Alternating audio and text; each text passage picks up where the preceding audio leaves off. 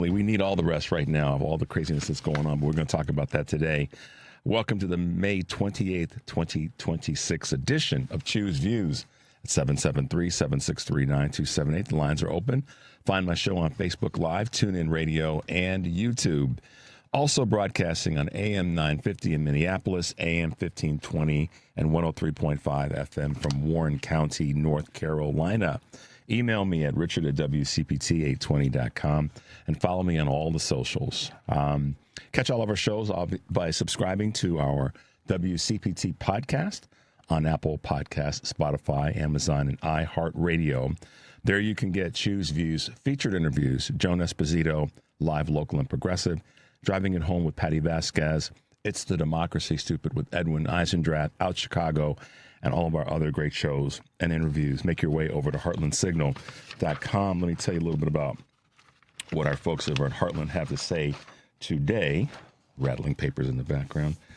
What do they have to say over at Heartland? Well, U.S. Senator Dave McCormick in Pennsylvania accidentally calls the White House President Trump's regime. Yeah, we know where we're coming from with that. Senators down in Georgia, U.S. Senator John Ossoff tells Elizabeth Baptist Church in Atlanta that Republicans are trying to remove black elected officials from office via racial gerrymandering, which we know. We want to do everything we can to help Senator Ossoff maintain that seat. That's one we've got to defend. And then some great comments from Illinois' Governor J.B. Pritzker, also in a couple of articles that are there at Heartland Signal. So make your way over to check out what our folks there have had to say. On today's show, we have a couple of really interesting guests. I shouldn't say interesting. They're all interesting. Chedrick Greene. He is the newly elected Michigan State Senator for a recently vacated seat. He's done something that's really unique that makes it really important to understand state legislators, and that's his winning of this seat provided Michigan with the ability Democrats in Michigan to still have the majority needed in the state. We'll talk about that when he's on in the 6:30 hour shortly. And then Lindsay Owens is the executive director of Groundwork Collaborative. We had one of her associates on last week, Kitty Richards, and Lindsay is going to be with us in the 7 o'clock hour. And then President and CEO of Democracy Forward, Skye Perryman, will be with us in the 7:30 hour. I know with Lindsay, we're probably going to talk about some issues as it relates to Todd Blanche and what's going on with the Justice Department. And I know with Skye, we'll probably have some conversations there, but also get into conversations around one of the late things that just kind of hit the airwaves, which I'm going to talk about after we come back from this first break.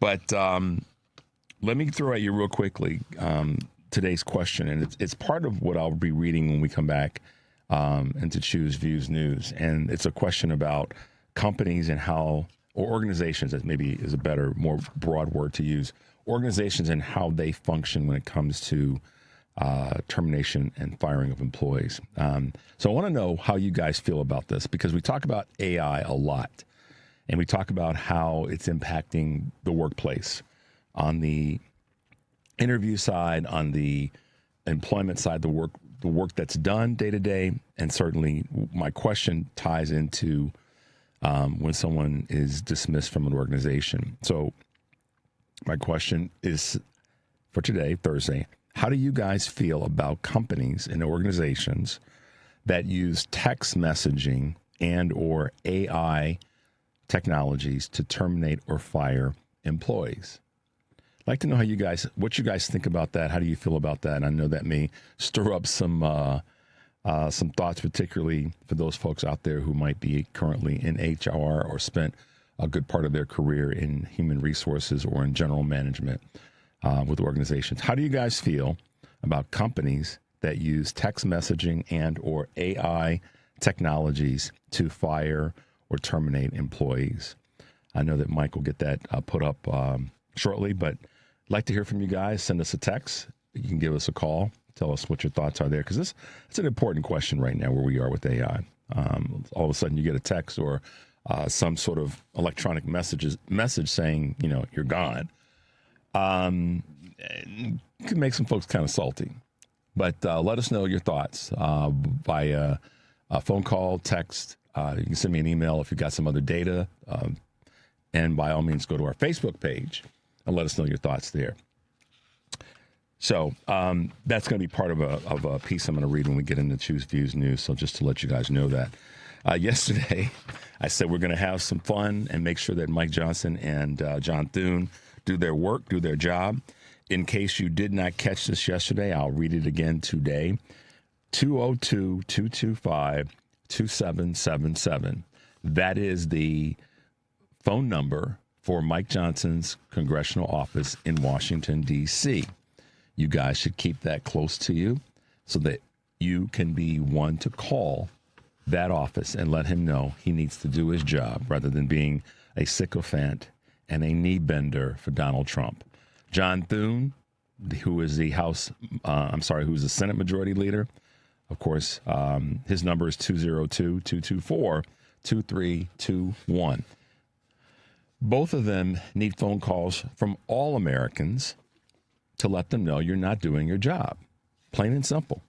It's not complicated. You need to use the power that is in the Constitution and that America has given you. Part of your responsibility is to be a check and a balance to Donald Trump. And I don't mean balancing on his knees. And I don't mean giving him more checks to write.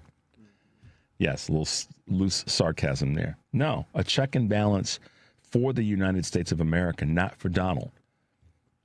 So we need to call these folks. I'm making my calls. You guys pick a day of the week if you don't want to do it every day. But make the phone call to let them know that we are watching them. And since they are the party in power, they are the party that has the leadership role and the numbers in the Senate and in the House on a federal level, that we want to make sure that they know that we are out here.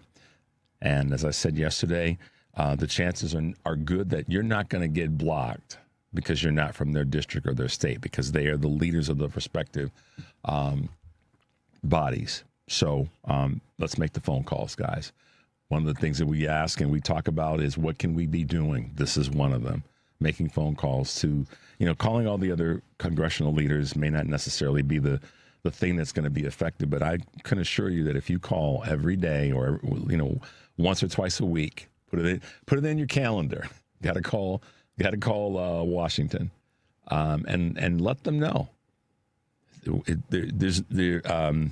What's the phrase that I'm going to botch? What Michael Jordan said? All the shots you never make the shots you don't take. Is that what it was? Something like that, Mike or Henry. So make the phone call. Make the phone call, and let's see where we go with this. On today's other broadcast, of course, live, local, and progressive, Joan Esposito will be joined by Ira Shapiro, co-author of Betrayed, America Didn't Vote for This.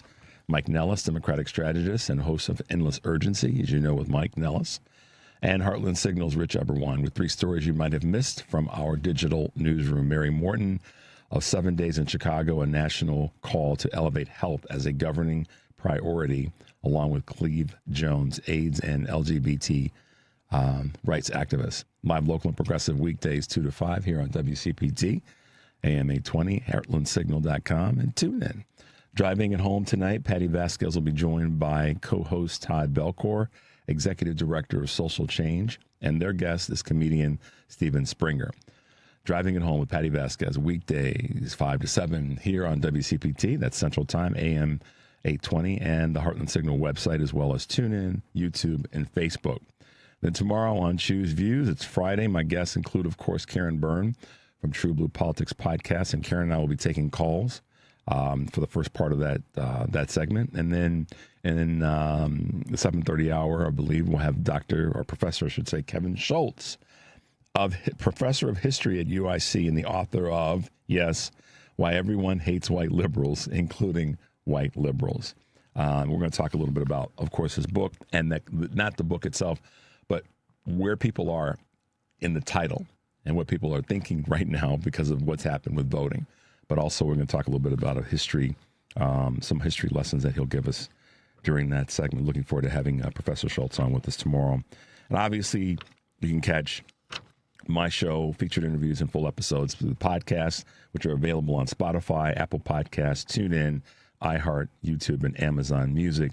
Search for Choose Views or visit our new podcast page at heartlandsignal.com/podcast and catch all the recent featured interviews that we've had on the show. Go to the show page to get the rundown of what guests are joining me on the show and listen on demand to recent interviews and full episodes. So there you go. Let's take a quick break. There's one thing I want to say this real quickly before we go to break. If one of our listeners, Darlene Ruspin, is listening this morning, give us a call or make sure to resend me your mailing address. You can email me at richard@wcpt820.com or give the guys a call here. So we tried to send you a book, and it came back in the mail. So we must have the wrong address. So Darlene Ruspin here in Chicago, if you are listening, send me another email with your current address or give us a holler, and Mike or Henry will grab your correct mailing address. Let's take a quick break. The number is 773-763-9278. You are listening to Choose Views on WCPT AM 820 here in Chicago and WARR 1520 AM and 103.5 FM from Warren County, North Carolina, and our good friends at AM 950, the progressive voice of Minnesota. I'm Richard Chu, and we'll be right back.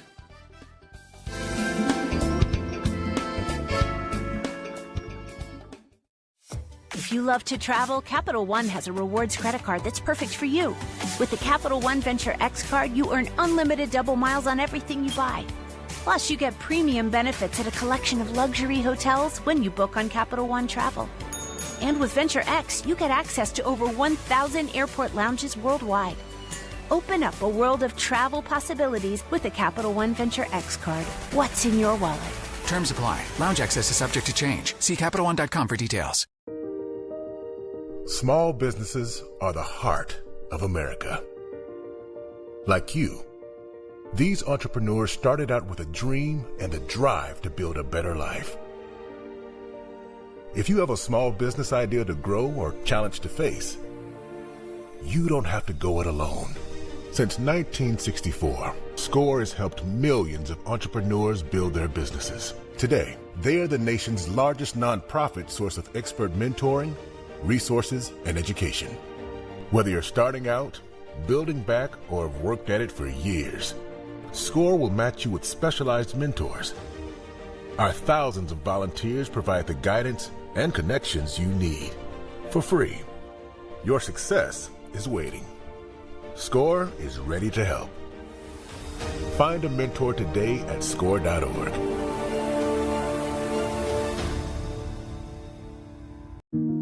I thought it was just stress. But then it felt like I was stuck in a state of panic, obsessed with worry that something bad would happen if I didn't complete endless rituals. I couldn't solve this on my own. So I made the call. I found a doctor who diagnosed me with OCD. Now I'm able to live more in the present. Mental health care works when you make the call. Visit mentalhealthcareworks.org. A message from the American Psychiatric Association Foundation. You're listening to WCPT 820 because facts matter.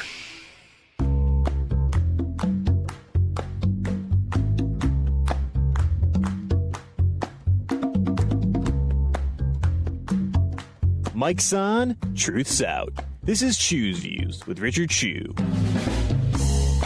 All right, guys, welcome back to the show. If you're just tuning in, this is Choose Views, and I'm Richard Chu. Couple of quick Choose Views news items on this May 28th, 2026. American Airlines plans to enhance its in-flight Wi-Fi by installing SpaceX. Don't get upset, y'all. SpaceX Starlink on 500 Airbus narrow-body planes starting next year. The move aligns with the broader trend among airlines to upgrade internet services to attract higher-paying customers. While Americans' Boeing fleet will continue using Viasat and Panasonic, competitors including Delta and United are also adopting Starlink, which is part of SpaceX connectivity unit. Of course, that's Elon Musk. So Y'all don't throw anything at the phone or the whatever. Importers set to receive over $20 billion in tariff refunds. More than $20 billion in tariff refunds is headed back to importers, U.S. Customs and Border Protection says in a new court filing. But the document also reveals that due to an inadvertent, quote, error, the agency previously overstated the total amount of the refund claims being processed by about $10 billion. As of May 22nd, Customs and Border Patrol was looking at about $85 billion in total refunds, both potential and approved. The $20 billion is the first tranche to make it back to importers. Hopefully that will trickle down to consumers.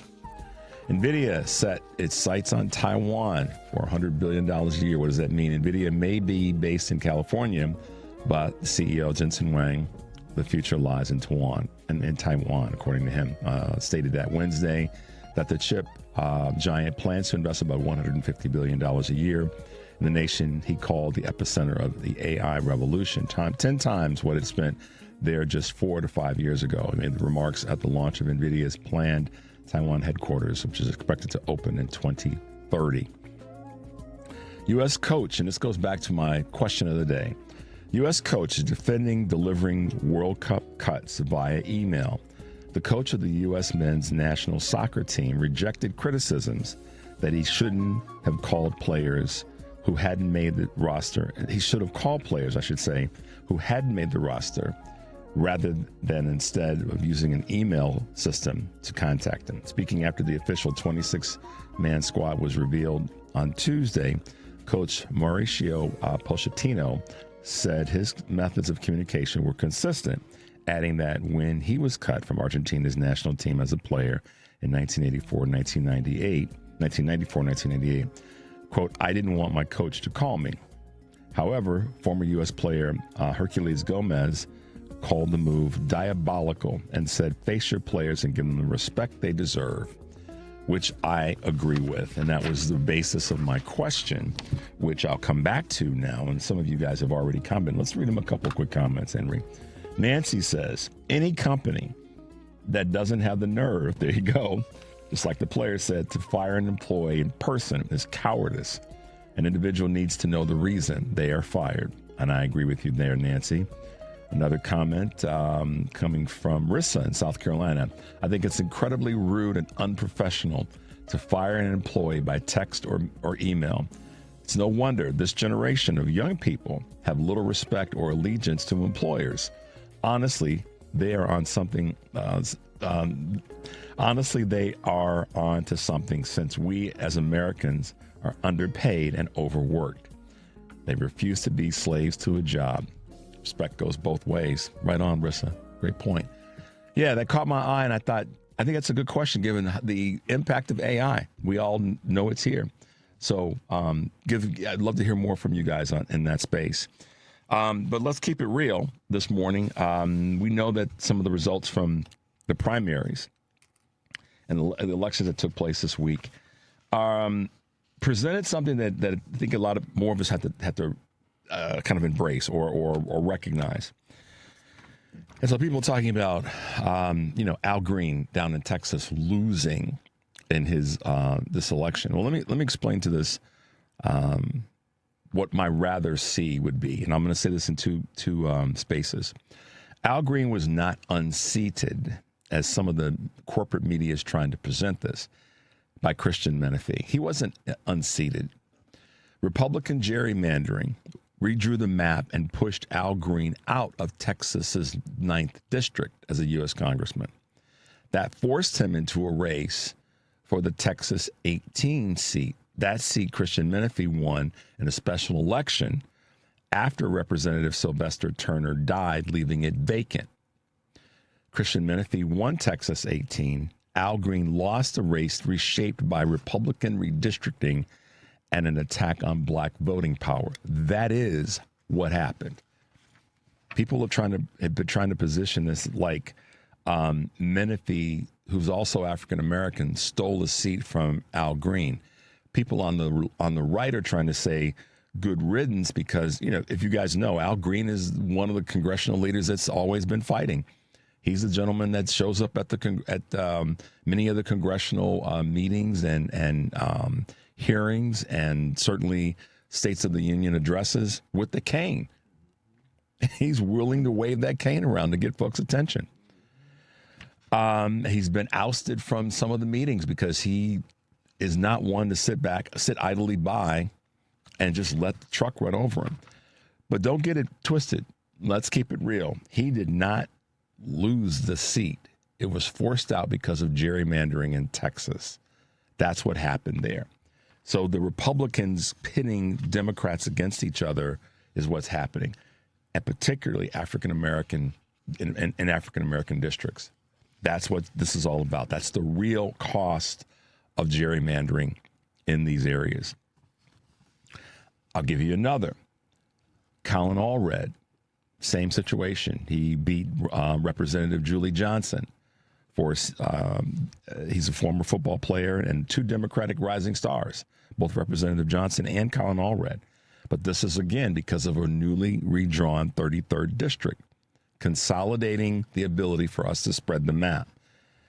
It doesn't mean that black politicians that are running in Texas are suddenly hating on each other or anything like that. They're running to win, and our goal is to hold as many seats as possible. But my rather see would be that this gerrymandering didn't happen. But we know, and we got to live in a real world, that's not what's actually happening.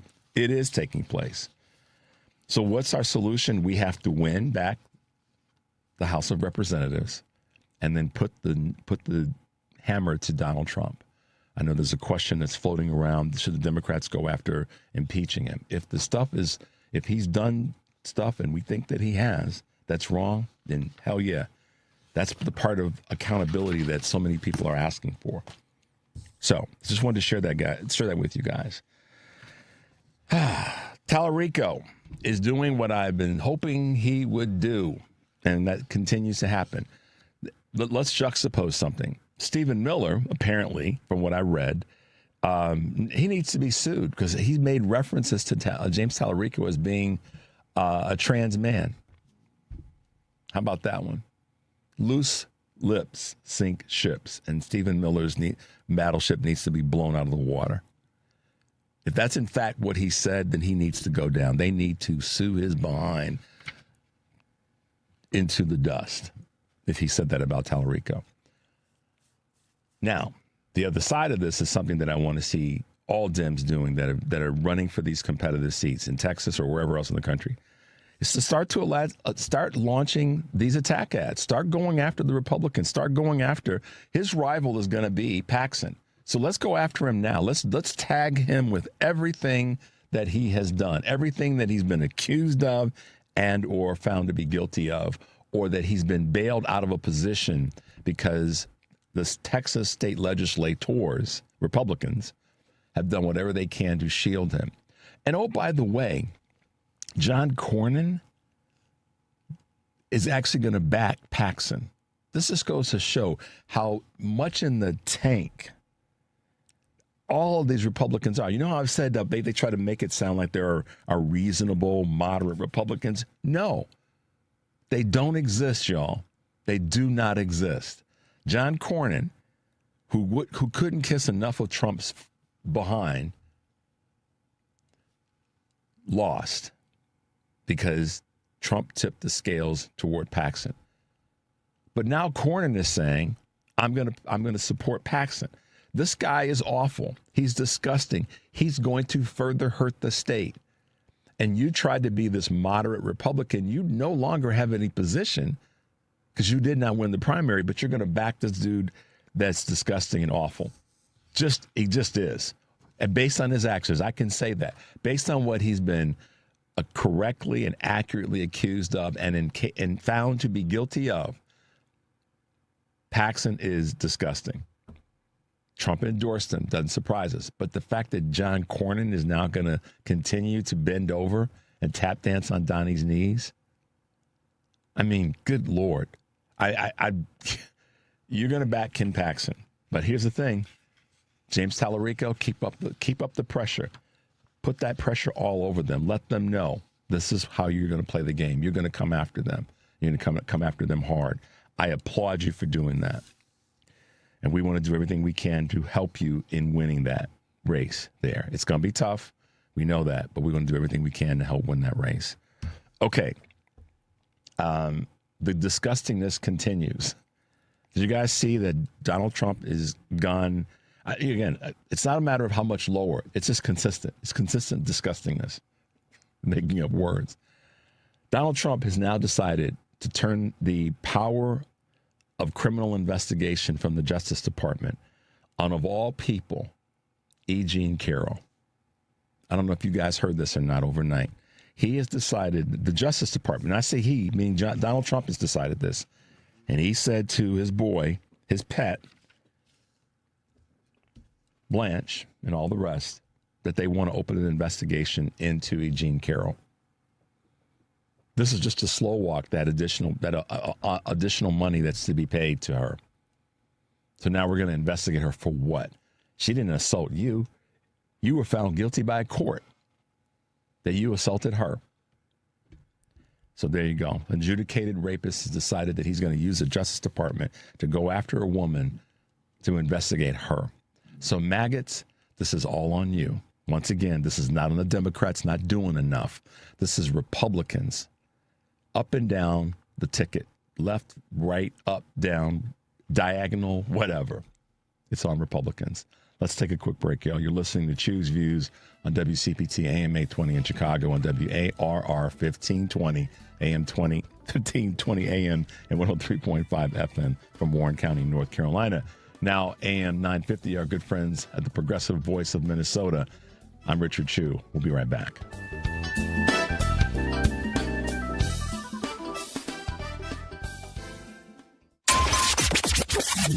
WCPT replay. Do you have another caller? Hello? Hello there. It's Steve from the Gold Coast, Warren. Steve Giovano. What do you know, kiddo? How are you? There you go. Good. Warren, great guy, knows his business. I mean, you know, from the business side of it to the mechanics. Like I said, known the guy for 20 years. I mean, we met. We were both seeing the same woman. I happen to be married to her, but hey, you can't.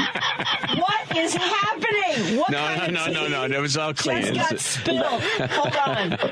I gotta get you. Hey, you can't. But you can't put a price on a guy who, like Warren. I mean, she can go, but I mean, you know.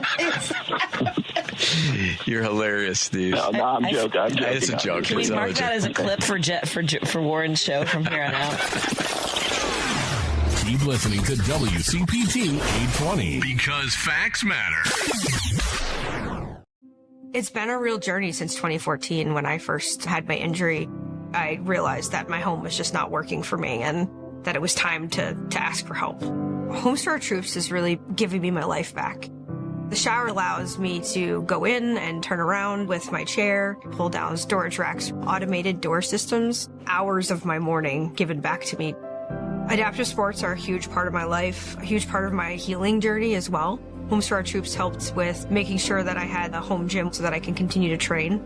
This past year, I was able to host Thanksgiving in my home. And it was the first time I was able to have my whole family in one place and I was able to contribute to the meal. There are a lot more veterans in need and Homes for Our Troops is going to be there to help them too. Homes for Our Troops builds and donates specially adapted custom homes nationwide for severely injured post 9/11 veterans and enables them to rebuild their lives. Join our mission at hfotusa.org. Chicago's Progressive Talk, WCPT Willow Springs, is powered by ComEd. Visit ComEd.com/facility assessment to learn more about energy savings. From the Weatherology Weather Center, I'm meteorologist Jennifer Wojcicki. We'll see sunny skies here for today with a high into the mid-70s. Winds out of the northeast around 10 to 15 miles per hour, gusting as high as 20. And then for tonight, partly cloudy with a low near 54. By Friday, sunshine, a high of 83 degrees. Saturday, partial sunshine develops, a high of 73. Sunday, sunny, high of 75. That's your latest Chicago weather update. Currently, it's 59. Alexa, play WCPT. WCPT from TuneIn.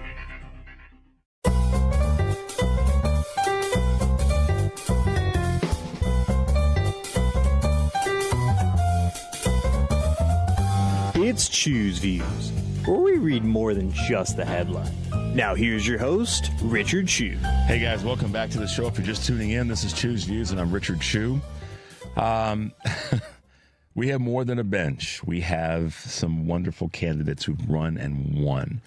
I've talked about this for the longest time. Our federal elections are obviously important, and our state legislatures they're equally important. We know this. I said this over a year ago, 2 years ago, that we lost some ground in state legislatures, and that did not allow us to have the backboard we needed to do great on a federal level.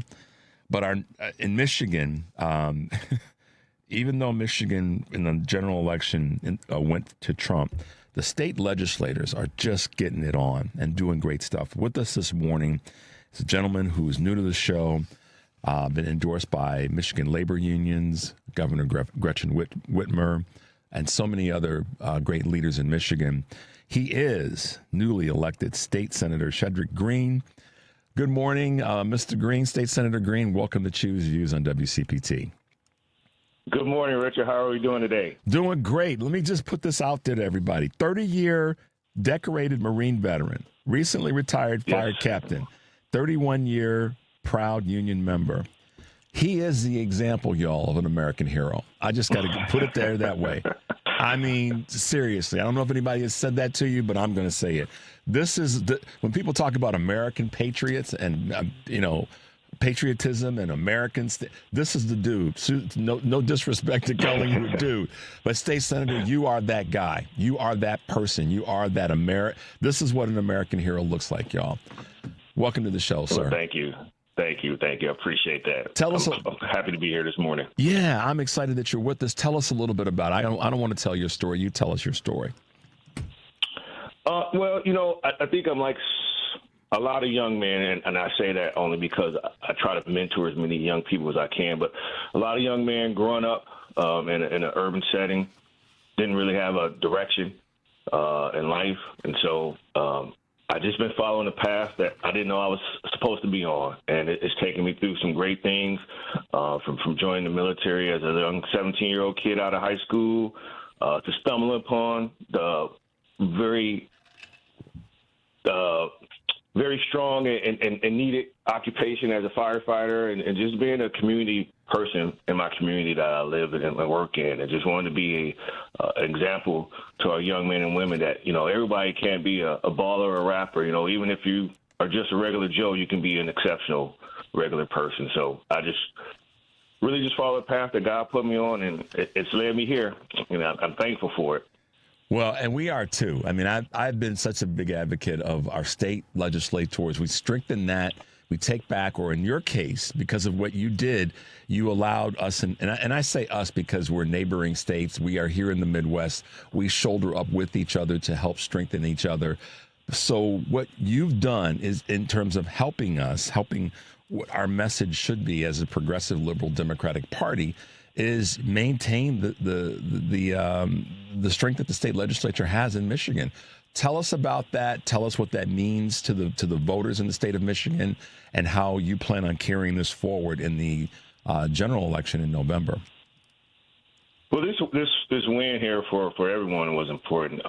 We were at a 1918 split in our state Senate. Had the Republicans won, it would put us at a 1919 tie with the lieutenant governor casting a tying vote, but it would locked up the state Senate. Our House is led by the Republicans, who've already been showing signs of what they're doing federally. They've been trying to do here within the state. So having this overperformance, in a district that Kamala Harris won by less than 1 percentage point, and we've just been under 13% throughout Trump's term, to have a first-time candidate win this seat in a swing bellwether district by 19.5, 20 points. First time out, really spoke about what our residents in our district and possibly across the country, what they are looking for in their elected leaders. And I don't say politicians because I don't want to be a politician. Although I'm in politics, I use my leadership experience as a retired sergeant major, as a retired fire captain, leading men and women of all political stripes. That's how I come across and how I talk to our residents in our district to pull out this win. Well, a 20-point win is a in any competition is a good win. I mean, whatever the sport may be or whatever the event may be, and in this case, given where we are and the importance of the seat, you're absolutely right. It gives us, for lack of better words, some breathing room. But the voters are the ones that said we need to have this breathing room. We cannot be 1919. It would just be awful for the state, because that would mean that the state's legislature might be moving toward the right, since the House is, we had the trifecta, we had everything, but so that's why this win is important. And 20 points says something. Talk about, if you could, Senator, what that means, or what you think that may mean about how voters are looking at the sort of reading the temperature and what the voters want nationwide, because we've had a lot of special elections since the 2024 general. We've had a lot of midterms, had a lot of off year. Yours was one of them. What do you think this means to us on a national level? No, I think nationally, this was, the last special election in the country. And so having that strong performance, showing, I think this was probably the sixth best overperformance out of 200 plus special elections across the country. And it just shows that, I think it shows nationally where we are. Like, people are tired of being beat up by the federal government, and the cuts that are happening federally are trickling down to our state legislations, where we have to make up a lot of the cost difference for things that we used to get funding for, or partial funding for, to make sure that we are taking care of some of our most vulnerable, and some of those that are just trying to stay afloat and get ahead. So it was huge. I think it just shows that we are kind of tired of what's going on nationally, and not feeling seen or heard. It's huge. It was a huge performance for everyone. And, there's no magic sauce to it. I think it's how do you connect with those who have the very important voice to go out there and vote for you. And so it's just really reaching down as far as you can reach, and telling everybody that you're there to help pull them up, just like you want to be pulled up if you were in their shoes. What are you finding that voters in the state? I know that there's a lot of sort of national conversation, and frankly, it's matched up with some of the local or state conversations. But what are the top issues that you heard on the campaign trail, and that you're still hearing now as we push you towards success in November? Affordability, safety, and freedom. Affordability is such a broad term, and I know a lot of people use it, but there's so much. I mean, everything falls into that. From for me to get a better paying job, I got to get to and from work, right? Gas prices every day, they go up a quarter to come down a penny. That affects me. That's how I stretch that dollar. We just instituted free breakfast and lunch. And I know my opponent at the time was saying that we don't need to do that. But I tell you what, that saves parents, an average of $50 a week, where they're not worried about having to have their money for their children to eat while they're at school. And we talk about grocery prices. We talk about health care. I just ran into a lady today who said her Medicaid is going up $100 more a month. She's 77 years old. She can't afford that. So that's stretching that dollar that she had every day. Unfortunately, we just had a young man in our district who was killed by senseless gun violence. His prom night, 3 days away from graduating high school, right? We have to have communities that are safe, especially in this district where I'm at. We are losing residents at an alarming rate. So in order for us to retain residents have to feel safe in their schools, in their communities, in their workplaces, in their places of worship. And then we talk about our freedoms. I come from a district where 70% of our individuals make $60,000 or less. So when we start talking about the SAVE Act and voter rights, and we're talking about you have to go get a passport in order to vote, many of my residents don't have the money to buy, because that's what it is, to buy a passport so they can go and vote. Yeah.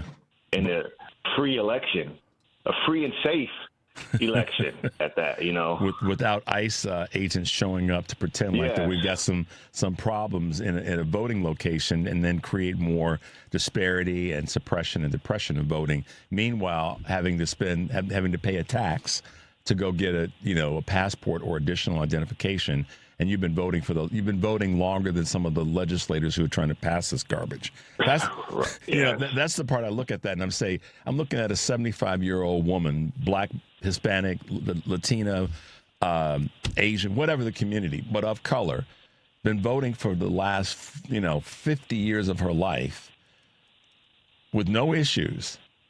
But because her name, her husband passed away a few years ago. She took his name 50 years ago. He died 5 years ago.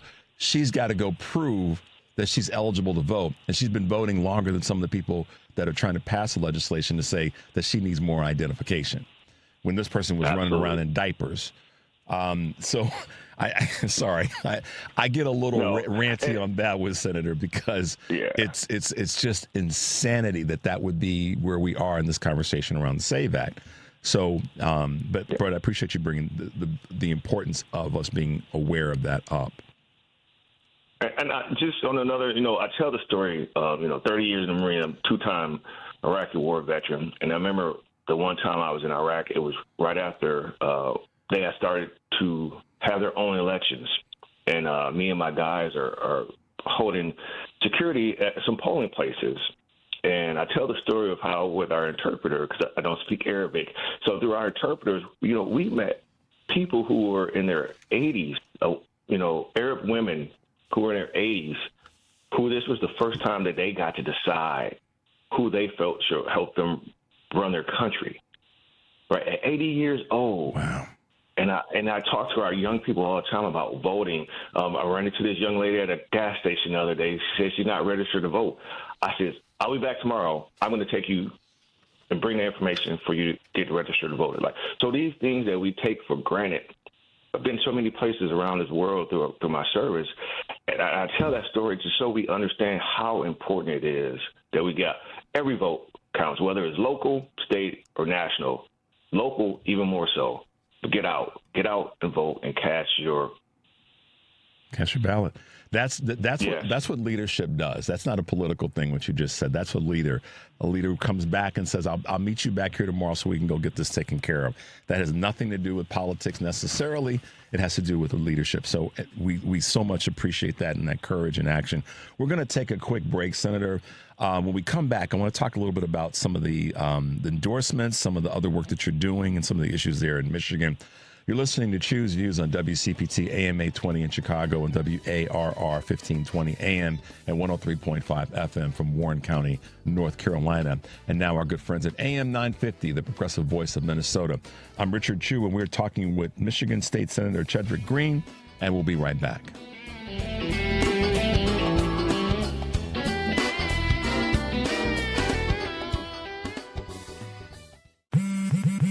Straight Talk Wireless presents Pickup Truck Wisdom. If you're only good to your new friends, you're not going to have any old ones. Straight Talk gets it. That's why new and existing customers get free 5G phones on Verizon's 5G network. Pretty simple, really. You keep good people by being good people. Find us at straighttalk.com and Walmart. Straight Talk Wireless. Straightforward. Always. Taxes and fees apply. Plan purchase required for free phone offers. Copyright 2026 Verizon. Here's the tale of the daily med fill. Same old pharmacy, same old bill. But those prices kept rising higher still. Till the savings wrangler rode in. Cool as can be. Tap Good RX. Saving massively. No plan? Don't matter none. Up to 80% off. The deals are done. Discounts hitting harder than Ma's chili. Dang. That one little app does all the rest. Save time and money on prescriptions. Check Good RX. Good RX is not insurance. 1 in 10 people age 50 and older in the U.S. have early age-related macular degeneration. Because macular degeneration often has no early symptoms, many don't know they have it until irreversible vision loss has already occurred.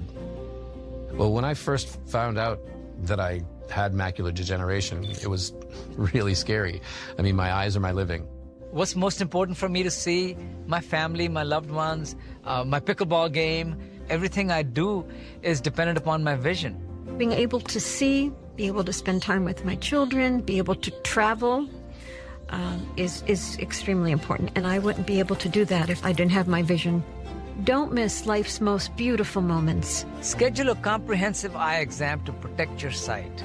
Macular Degeneration Research, a Bright Focus Foundation program, offers free resources and tips for healthy vision.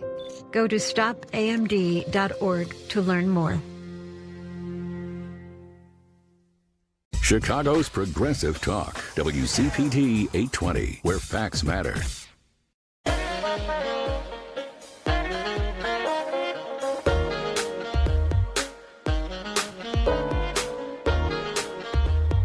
Don't hit that snooze button. It's time for Choose Views with Richard Chew. Hey guys, welcome back to the show. If you're just tuning in, this is Choose Views, and I am Richard Chew. We are talking with Michigan State Senator Chedrick Greene, who won had a decisive victory recently for Michigan State Senate. Senator, tell us the actual geographics of the district. That's the one thing I forgot to ask you earlier on. Give us an idea of what that district encompasses geographically.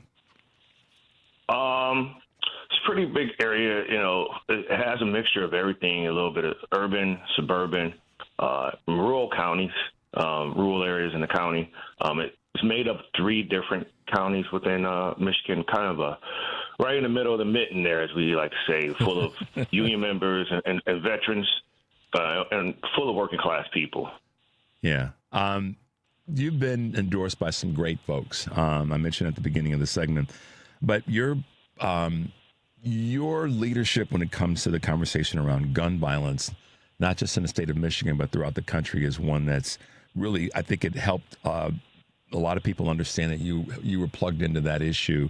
And Giffords, we all know that former Congresswoman Gabrielle Giffords, who is a portrait in courage, has been one to speak loudly in that area. And tell us a little bit about your thoughts there. So, yeah, once again, I go back to my time in the service, and not just the Marines, but all our military service. The first thing that they teach you is gun safety, right? We keep our firearms locked up. We keep our fingers straight and off the trigger until we're ready to fire, right? So it is supposed to be purposeful in the defense of yourself or someone with firearms. And so we have a lot of senseless violence in portions of our district. And so it's really about gun safety. I'm a registered gun owner, once again, being a veteran, but it's about being safe. I don't leave my firearms unlocked when my son was younger, just laying around the house. I teach gun safety to my family members. I try to take my female cousins to the range every so often to make sure they're safe if they're carrying. It's very important that we don't just let firearms freely get into our communities, and we make sure that they're locked up. So if one of our family members is struggling, maybe mental health or through other things, that they don't have readily accessibility to our firearms where they can possibly do something to themselves or to others. So having gun safety, and once again, it's safety, not taking firearms away, that I believe in. And that resonated a lot. We have a lot of hunters here in our district. And, that was one of the big things of people that I thought were friends. They was like, well, you want to take our guns away because of endorsements like Giffords, Everytown. And I was like, absolutely not. But I do believe that your firearms should be safe. And I always use this as a joke. I said, you only have 2 hands. How many firearms do you need how many firearms can you shoot? Everybody's not Rambo, right? You're talking to a combat veteran who has to fire his weapon in the defense of him and his fellow Marines. Like, you only have 2 hands, and if you shoot accurately, you need both hands. So, how many guns once again, everyone's not Rambo or John Wick, right? And so most of us are just, it's being smart. Yeah. And it baffles me that people blindly look at these things, or I need all these things. So I'm not against guns, but I am against like ghost guns and switches and these things here, these illegal things that are out on these streets in a lot of our urban areas that are taking a lot of our young men and women away way too early. So it's just be smart and gun safety, not taking guns away.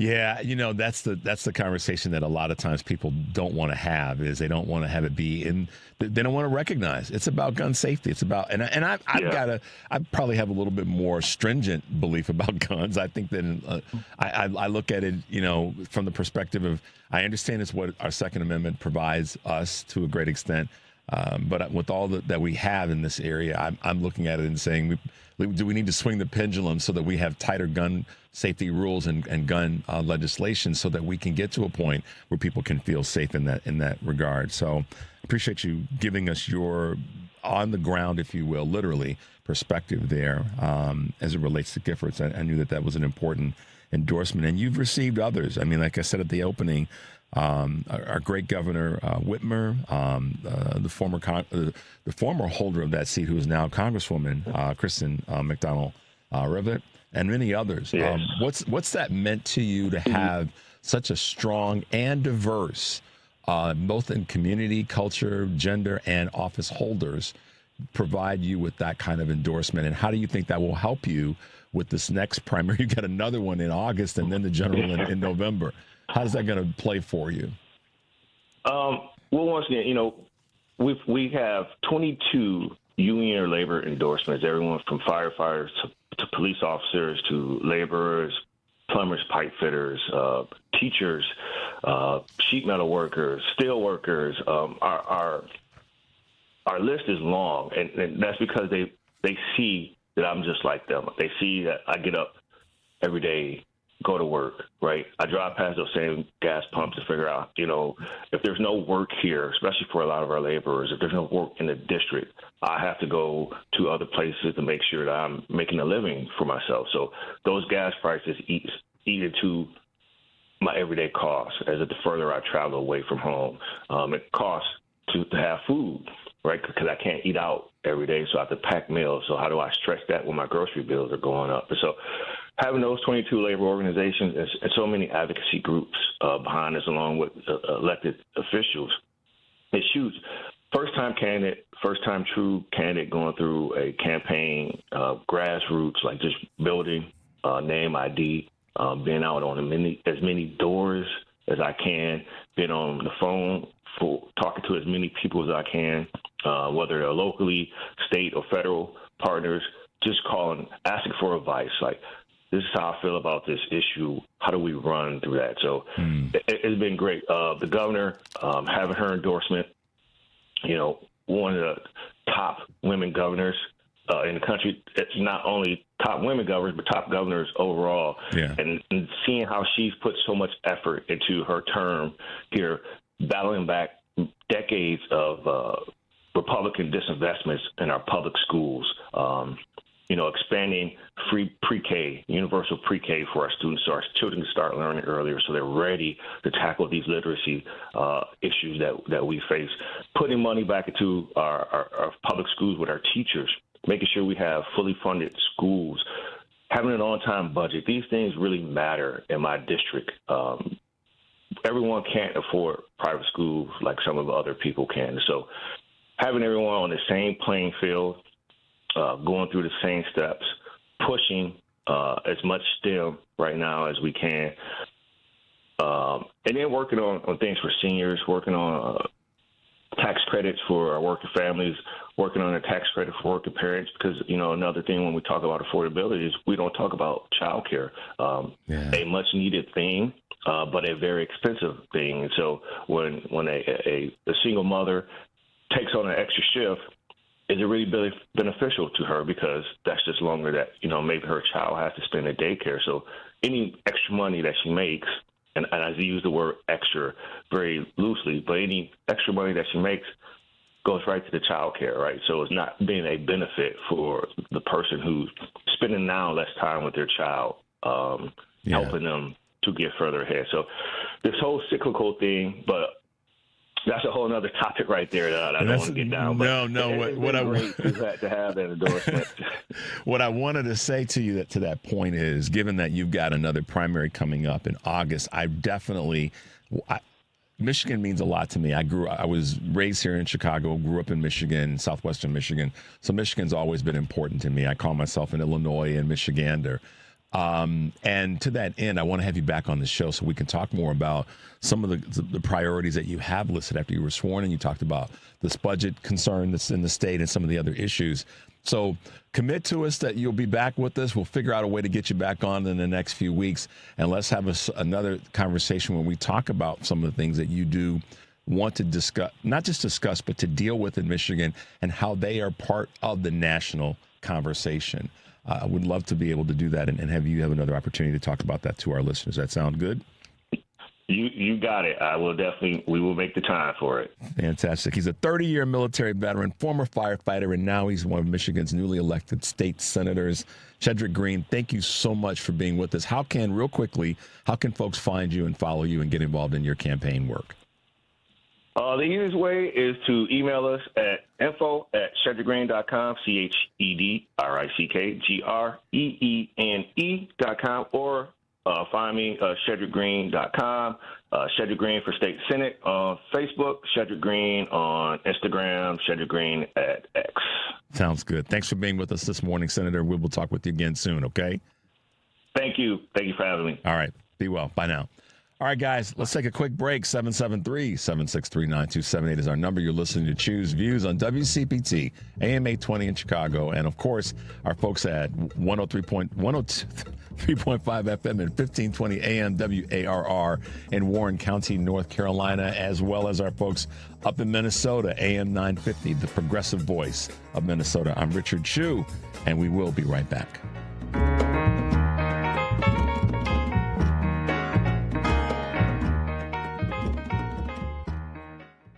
People don't realize that glaucoma is one of the leading causes of blindness. Because there are often no early symptoms, nearly half of those with glaucoma may not even know they have it until vision loss has occurred. I was diagnosed with normal tension glaucoma in July of 2020. And what we found out at that point was I had already lost 40% of my sight. And you think it only affects people that are, 75 or older, retired, grandparents, and that's not the reality of it. I didn't think at all glaucoma was going to affect me because I didn't know of anyone that had glaucoma, no one in my family. When you have glaucoma, you can't get back that sight that you lost. And so early detection and treatment is vitally, vitally important. Don't miss life's most beautiful moments. Schedule an eye exam today. National Glaucoma Research, a Bright Focus Foundation program, offers free resources and tips for healthy vision. Learn how to protect your sight at stopglaucoma.org. Amazon Business. Discover smart business buying, where unmatched selection meets AI-driven tools to simplify complex processes, so you can focus on what matters most. Learn more at AmazonBusiness.com. AP News, I'm Marcela Sanchez. There are multiple reports of attacks in the Persian Gulf region, even with the U.S.-Iran ceasefire in effect. Kuwait says it faced a missile and drone attack. Hours later, Iran said it launched an attack in the region, but did not say exactly what was targeted. U.S. officials say the U.S. shot down 4 Iranian attack drones near the Strait of Hormuz and hit an Iranian ground control station in Bandar Abbas that was about to launch a 5th drone. Sources say the Trump administration told prosecutors to stand down on the Venezuelan leader. AP correspondent Ben Thomas has more. Current and former U.S. law enforcement officials tell AP the Trump administration has quietly instructed federal prosecutors in Miami to avoid pursuing criminal investigations into Venezuela's acting president, Delcy Rodriguez. She's long been a target of the Drug Enforcement Administration, but it's unclear whether prosecutors had implicated Rodriguez in any crimes or whether investigators were moving toward an indictment. The official says the directive's meant to avoid upsetting efforts to stabilize Venezuela after the capture of former leader Nicolas Maduro. President Trump saying this about Rodriguez in January. She's a terrific person. I mean, she's somebody that we've worked with very well. The Justice Department says there was never an investigation into Rodriguez to shut down. I'm Ben Thomas. Actor Matthew Perry's live-in personal assistant has been sentenced to 3 years and 5 months in prison. Kenneth Iwamasa was found to have had a central role in the Friends star's descent into ketamine addiction and also injected him with the fatal dose of the drug. Ferrari has presented its first ever fully electric car to Italy's president and Pope Leo XIV. More on this story at apnews.com. This is AP News. New York and New Jersey are investigating FIFA's ticket practices as World Cup prices soar. FIFA is under fresh scrutiny for sky-high World Cup ticket prices and sales tactics that fans say left them with worse deals than they wanted. The attorneys general in New York and New Jersey, which is hosting 8 World Cup matches, including the final, announced Tuesday that they are investigating whether FIFA's ticketing practices violated consumer protection laws. They have sent subpoenas to soccer's global governing body demanding information on a range of ticketing issues, including variable pricing models that sent ticket prices soaring and redrawn stadium seating maps. I'm Gethin Coolball. Chinese online retailer Temu has been hit with a $232 million fine after an investigation by European Union regulators found it didn't do enough to protect consumers from illegal products. I'm Marcela Sanchez, AP News. This is 820 AM, WCPT Willow Springs, and streaming worldwide at WCPT820.com. We are Chicago's progressive talk, where facts matter. Now, your WCPT 820 weather update. From the Weatherology Weather Center, I'm meteorologist Jennifer Wojcicki. We'll see sunny skies here for today with a high into the mid-70s. Winds out of the northeast around 10 to 15 miles per hour, gusting as high as 20. And then for tonight, partly cloudy with a low near 54. By Friday, sunshine, a high of 83 degrees. Saturday, partial sunshine develops, a high of 73. Sunday, sunny, high of 75. That's your latest Chicago weather update. Currently, it's 61. That's the sound of the ComEd Energy Efficiency Program, saving you money and energy. With rebates on Energy Star appliances,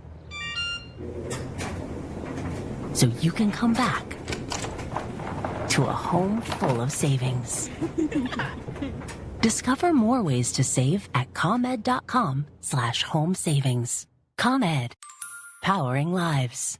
Spina bifida is a common birth defect, and everyone with spina bifida from childhood through adulthood deserves to flourish.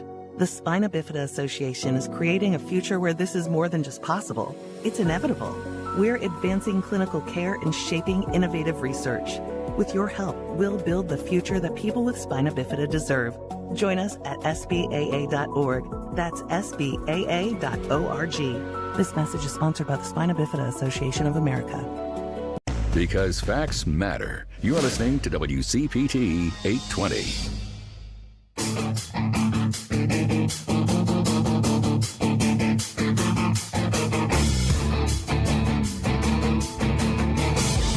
Debunking the lies your uncle saw on Facebook. It's Choose Views with Richard Chew. Hey guys, welcome back to the show. And if you're just tuning in, this is Choose Views, and I am Richard Chew. Thanks to Michigan State Senator Chedrick Greene for being with us this morning. We've got to get behind him in this upcoming primary in August. We'll have him back on the show again to talk about that and the work that he's doing to better the state of Michigan. We've had folks from Groundwork Collaborative on with us before, and they have always been, what's the best way of putting it? Informative. They do research. They find out what's going on in our country. They talk about it. They write great articles. You guys have, if you guys remember last week, we had Kitty Richards on with us, and she was just fantastic 2 weeks ago, rather.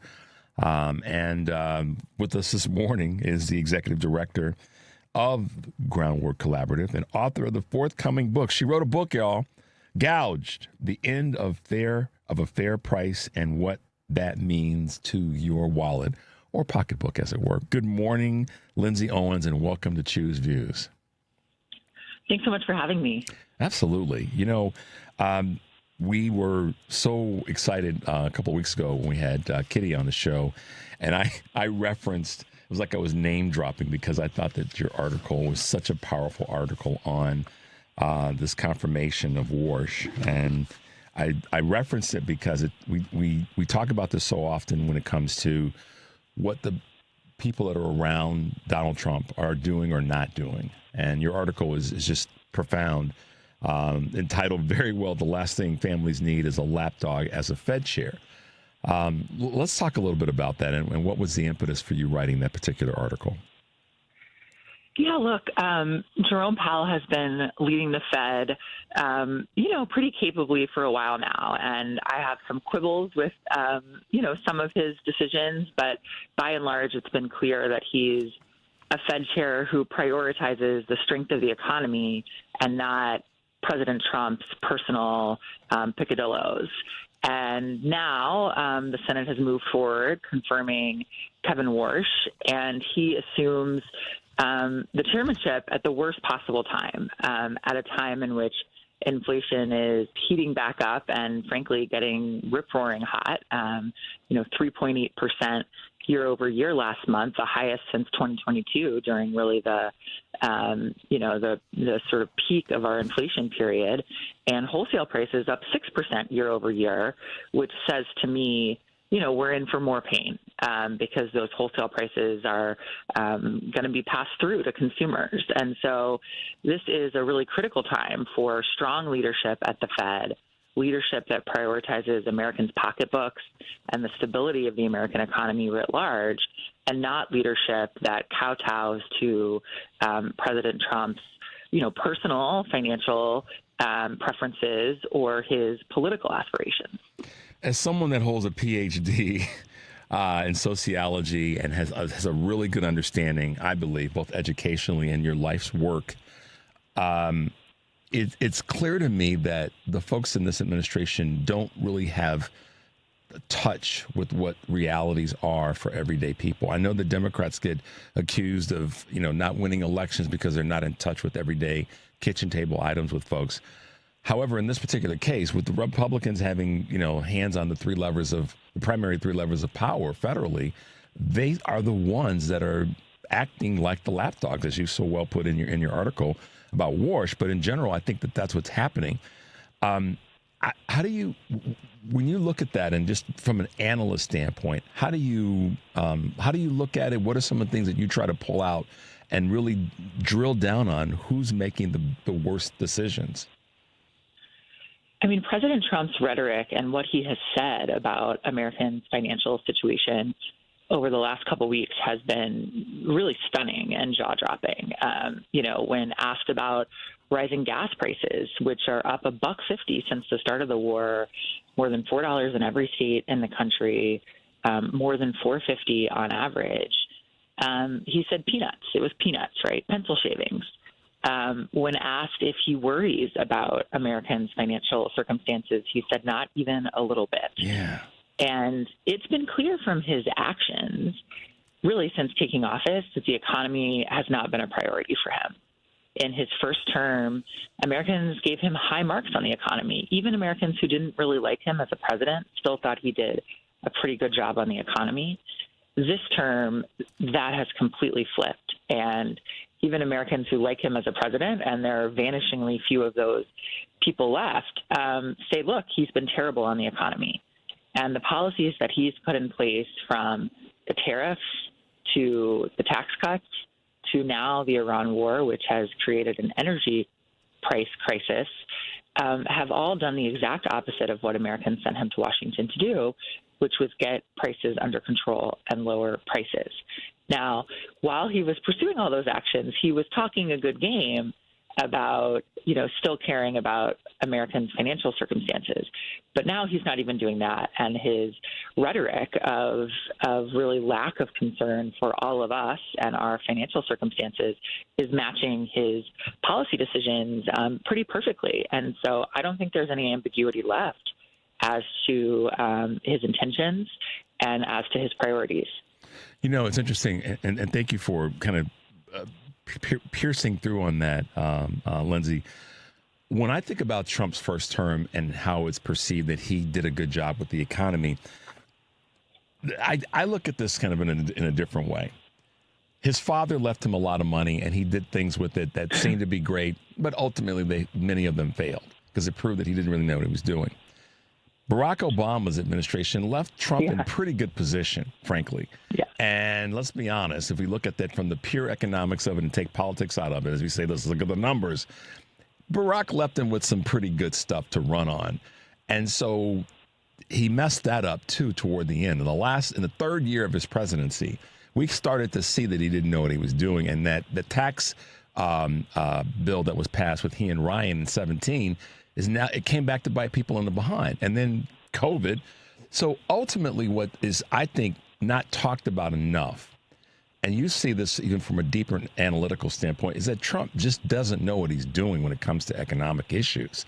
He's had a lot of propping up. He's borrowed a ton of money, and then he's driven it into the ditch time and time again, and then doesn't care and tries to sort of walk away onto the next shiny object. So then we have jet fuel prices that are going out of, crazy. We have HVAC concerns. We've got trouble with manufacturing. None of these things, which he's ran on, is he actually delivering on, and neither is the entire, Lindsay, GOP. Not just on a federal level, but on a state level. How do you, when you look at that and try to be as objective and nonpartisan as you can? And I know you try. Lindsay, I know you try. Kitty and I talked about this. We joked about it. I know you all try really hard. But it's hard to not look at that and go, he just doesn't know what the hell he's doing. Yeah, I mean, the evidence is certainly piling up that Americans are really in for a rough summer. And, to stay focused on the next few months, because it's, hard to predict too far into the future. The sum total of his policies is going to be higher prices on everything Americans care about in the summer. So if you're going to try and take a vacation, if you're going to, go for a flight, you're going to pay a lot more, $90 more a person because of those rising jet fuel prices. Again, a lot of that coming from the war in Iran. If you're going to drive, stay a little closer to home, you're going to pay more. Gas prices are up. If you are going to try for a staycation and start just doing a barbecue, have some friends over, you're going to pay more. Grocery prices are really high. That's coming from tariffs. Tomato prices are way up because of a change in how Trump has tariffed tomatoes coming from Mexico. Burger prices are up. The price of corn is up. Some of this is fertilizer prices. Some of this is diesel prices, also up because of the war, used in farm equipment, used to carry food around this country in trucks. So across the board, you're going to pay more. And as you mentioned, even if you don't even bother to have any of your friends over for a barbecue and you just stay in home, try to beat the heat, watching some Netflix, you're going to pay more because your utility prices are up. And Lindsay, check this one out. And at the same time, we pull out of the Paris Accords, which it was designed to help us monitor the planet and have a safer planet, have a temperature that was moving us in the direction of a better planet. And we pull out of the thing that would, in the immediate term, not necessarily. You get my point. Immediate, mid-range, and long-term was designed to make the planet better, safer for all of us. And this, band of idiots pulls us out of the thing that now we're going to probably, by all measure, have a hot summer. Sorry. Yeah, it's going to be a really, really tough summer. And look, this is the summer before the midterms, before Americans go and decide, which party is representing them, decide if the current Republican trifecta is serving them well. And, in general, what we're seeing from the polling is Americans are saying, not really. And in particular, when it comes to the economy, Americans are expressing some of the lowest economic approval ratings on record. And sort of miraculously, Americans are starting to prefer Democrats on a number of issues related to the economy that Democrats haven't had an advantage on since the year 2000. Yeah. So, a 25-year reversal there.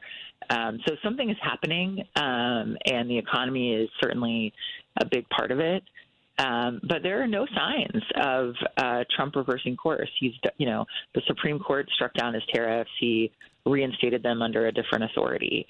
The war in Iran is, a clear culprit when it comes to rising gas prices. Yeah, it's crazy. He doesn't care. Let's take a quick break, Lindsay. You're listening to Choose Views on WCPT AM 820 in Chicago and WARR 1520 AM and 103.5 FM from Warren County, North Carolina, and our good friends at AM 950, the progressive voice of Minnesota.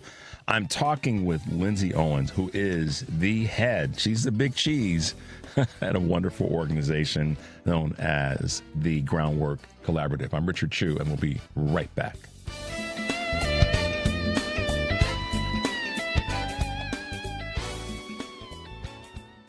This is Tony Moret. I'm an estate planning attorney who drafts living trusts and wills for my clients. You have probably heard my ads here on WCPT for the last few years. Your fellow listeners, when we have completed their plans, say, I wish I had done this sooner. It wasn't nearly as hard as I thought it would be. We can complete your estate plan within 30 days or less. There are certainly decisions that need to be made, but my 30-plus years of experience will help guide you through this process. There may never be a perfect time to start, but whenever I'm asked when is the best time, my answer is always the same. Now is the best time, while it is on your mind. Being able to tell your family that you have an estate plan in place, that all the details have been taken care of, will be a great relief to both yourself and those you care for the most. Our initial consultation is without charge, and there is no obligation. My phone number is 847-996-0496, and my website is moretlawoffice.com, spelled Moree. I look forward to speaking with you. Mom was always very organized. But my sister and I noticed she started to forget things. Telling my girls about my Alzheimer's diagnosis was hard. But Mom's early detection gave us time to make a plan. My sister and I were there for Mom and each other. If you or your family are noticing changes, it could be Alzheimer's. Talk about seeing a doctor together. For more information, visit alz.org/time to talk. A message from the Alzheimer's Association and the Ad Council. Imagine home.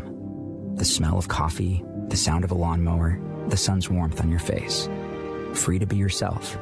Surrounded by love that helps you grow. This is a place to call home. That's an American dream we all deserve. But in 50% of U.S. states, you could legally be denied housing if you are LGBTQ+. Get the facts and hear real stories at lovehasnolabels.com. Brought to you by Love Has No Labels and the Ad Council. Hey Google, play WCPT. Streaming Chicago's progressive talk from TuneIn.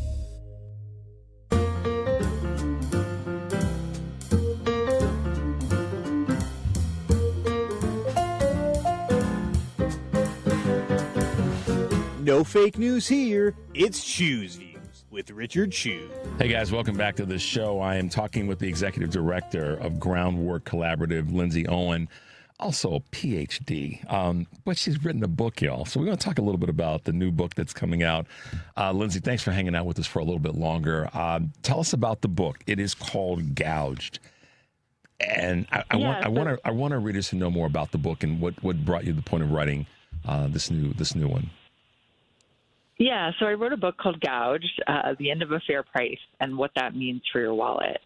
And it is a book about the ways in which companies are deploying a whole range of new technologies with the express purpose of emptying your wallet. And it is a book about the ways in which companies are spying on you for the purpose of overcharging you, looking at your bank account, looking at what you buy frequently, looking at what kind of phone you're logging on from, looking at your purchase history through your loyalty card information, the data you give when you sign into an app or a loyalty program. It's a book about the ways in which pricing isn't the same for you and me. That you and I can be charged different amounts for the exact same item from the exact same store at the exact same time, as my organization exposed last summer with our Blockbuster Instacart study, where we found that the company was charging Americans different prices for groceries. It's a book about the fact that grocery stores are installing electronic shelf labels so they can hike up the price of ice cream on a hot summer day from HQ, all programmed by an algorithm. Yep. And it's a book about what you can do to fight back, what you can personally do to try not to be so exposed to some of these practices, although I don't believe it should be all of our jobs to duck and dodge and bob and weave and beat the robot.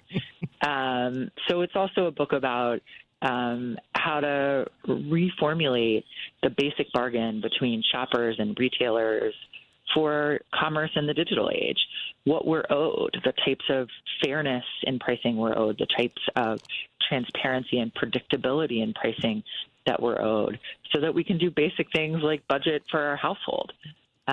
So it's a book about how to get back to a world of a fair price, which, you know, we got the price tag about 175 years ago, and we've had it for a long time.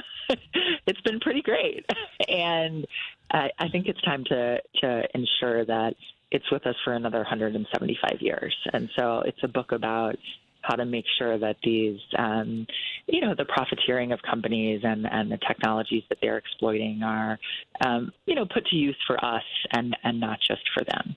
Man, Lindsay, I got to tell you, first of all, folks, you can pre-order the book, and Lindsay will let you know how to do that before we wrap up today, because I want everybody to buy this book, and I'm going to tell you why, folks. All across the country, I want you to buy this book, because this impacts every single person every single day. If you've got teenagers, it impacts them. If you've got grandchildren, it impacts them. If you've got grandparents and older aunties and uncles, it impacts them. Your coworkers, everybody is impacted by this gouging that's taking place. And the algorithm is the part that a lot of people forget about. They think that it's only when you're looking at things on social media and like what's the latest thing on, the various forms of that. No, the algorithm is impacting us in our day-to-day purchases. Please pay attention, y'all. I mean, Lindsay has written this book for that very purpose.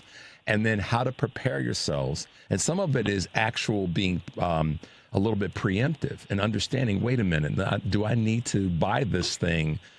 Because if I buy it, I'm going to be caught up in their system of discounts and signing up for this and the auto pays and all that other garbage. And it makes me think, Lindsay, of the movie Minority Report. And I'm sure that you probably, in some of your late nights of writing, that may have passed through your mind. Yeah, there are quite a few movies referenced in the book. I wrote the book as a bit of a true crime story, and so I actually opened the book with a cold case and walk through some of the criminal price fixing conspiracies that have been exposed. And things like that. So you'll definitely get entertained, in addition to enraged, and then also, of course, hopefully a little hopeful at the end, inspired to take some action. You and I have to reach out to Tyler Perry and say, look, man, we got to do this as a movie. Lindsay wrote it as a spy thriller, and you've done some of your work that way. So Tyler, and I always go the route with Tyler Perry because of, I like his work and his silliness, but he also can tell a good story. But coming back to the import of the content of the book, I want to, once things get to that point, Lindsay, we're going to have you back on the show again, without a doubt. But I also want to be able to get some books given away to some of our listeners. So we'll get some. We'll make sure that we purchase some and that we then can get those to our listeners, because I want our listeners to be better informed in every space that we can do that. You talk about this as also in terms of the deceptive surveillance pricing schemes. As we wrap up, talk a little bit about that. It's another great article that you wrote. Speak to that if you can, real briefly. Yeah, increasingly what we're learning is the tools of surveillance advertising. So when you're browsing online and then a couple days later, all of a sudden that swimsuit that you were looking at is back in your feed and you think, how did that happen? Well, that type of surveillance advertising has been with us for a really long time. There was a company called DoubleClick who sort of invented this idea that, you click on something but you don't buy it, the company will serve it back to you and, tempt you one more time, right? Google purchased that company, and that was sort of the beginning of the surveillance advertising era. Now they've taken it one step further. And they're not just serving you an ad, they're serving you a price point that they think that you will buy an item at. If they think that you really want it, if they think that you need it now, if they think that you're pretty desperate because you got a sick kiddo and you need that thermometer tomorrow, they're going to hike the price. And that is surveillance pricing, this idea of creating a sort of bespoke or personalized price for you based on your willingness to pay, not based on how much it costs to make the item. The price of the thermometer didn't increase overnight just because your kid got sick. What increased overnight was their estimation of your need for the item. And that is what surveillance pricing is all about. And we're really on the precipice of companies being able to use surveillance pricing at scale. We're starting to see examples pop up, really throughout the e-commerce setting. And it's something I'm pretty worried about, particularly as Americans start using chatbots for shopping, whether that's firing up the Sparky chatbot in the Walmart app, or whether that's going into something like ChatGPT or Gemini to do some shopping. You're handing over a lot of information. You're maybe saying a lot of things that you wouldn't say to someone at the farmer's market if you were haggling with them, right? You wouldn't tell them how desperate you were to make cake for your husband's birthday tonight, right? Right. That's true. You try to play it cool. A little bit. A little bit cool, right? Yeah. And, you're giving up a lot of information, and companies are really developing the tools to be able to use it to pick your price, to pick their price for you. Yeah, and so that's really the next frontier in corporate profiteering, the next frontier in price gouging. It's something I spend quite a bit of time on in the book. So, Lindsay, we'll look at the calendars, and we'll definitely make sure we have you back as we get closer to the book's actual release. But in the meantime, real quickly, let our listeners know all over the country how they can find you and what they can do to stay in your world with the great work you guys are doing at Groundwork Collaborative. Great. So you can get the book available now, pre-order, wherever you get your books. You can go to the Penguin Random House website. You can go to Bookshop and find your local bookstore. You can go to my website for the book, gougedbook.com. And find all of the pre-order links available there. We have Barnes & Noble, Books A Million, Walmart, Hudson, Powell, Target, all of the big folks. So available there. And you can find more information about Groundwork Collaborative, the think tank that I lead in Washington, D.C., really focused on pocketbook issues for Americans at groundworkcollaborative.org. Sounds great. Lindsay Owens, thank you so much for being with us this morning. It's been a pleasure. Look forward to having you back soon. Sound good? Yeah, thanks for having me. I appreciate the conversation. You too. All right, we'll talk to you soon. Be well. Great. All right, guys, quick break. 773-763-9278 is the number. You're listening to Choose Views on WCPT AM 820 in Chicago and 1520 AM and 103.5 FM from Warren County, North Carolina, along with our good friends at AM 950, the progressive voice of Minnesota. I'm Richard Chu. We'll be right back.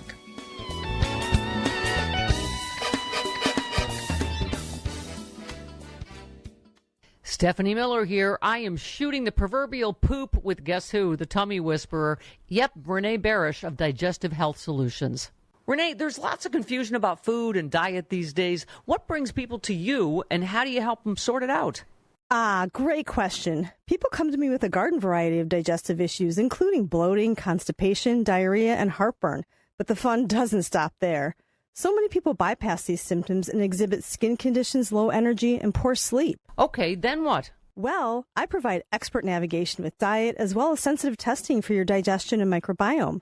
These tests provide clear data about what's happening in your body. And now with this info, I create a go-forward plan to help you feel better. That's great. Thanks. Thank you, Mama. You can talk to Renee at 847-207-2034 or visit thetummywhisperer.com. That's 847-207-2034. Just ask for Renee. 847-207-2034. I was in the hospital with my son for 18 months. When he got injured, I wasn't prepared, but I knew I had to be strong. When I was told about John's injury, I was in complete shock. I just remember rushing into his room and giving him a big hug and letting him know I was there. These veterans and families are just a few of the heroes we serve at Homes for Our Troops. For thousands of severely injured veterans, everyday life is filled with barriers. It was really the little things throughout the house. Counters that you can't roll up to. I had to drag my wheelchair down steps. I want to help, but he is so determined. At Homes for Our Troops, we build specially adapted custom homes with features like wheelchair access, roll-in showers, and automatic door openers that allow them to function independently and focus on their recovery and family.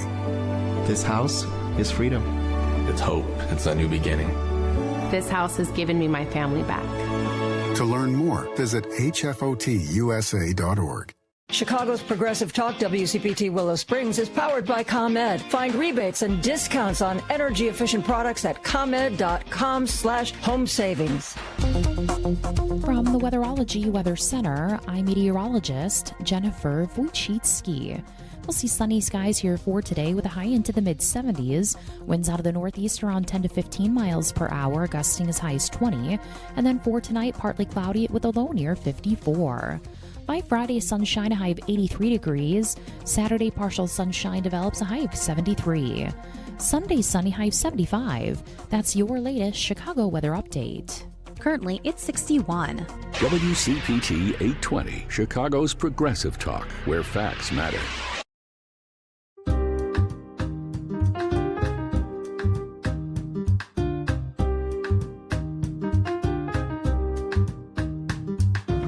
We may be waking up, but we're still engaged. It's Choose Views with Richard Chew. Hey guys, welcome back to the show. If you're just tuning in, this is Choose Views, and I'm Richard Chew. This morning we've had fighters on the show, literally former firefighter Chedrick Greene, state senator in Michigan, just before Lindsay Owens, who is fighting against corporate manipulation of pricing and finding better ways for consumers to be empowered.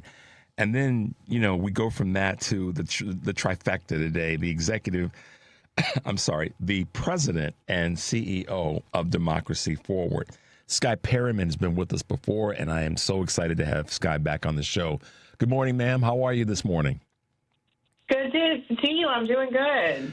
I'm glad to hear that. You've been everywhere. You've been all over the place. I mean, I said to my wife the other day, I said, that's Skye Perryman. We were watching something on the news, and you popped up, and I went, that's Skye Perryman. She's like laughing at me.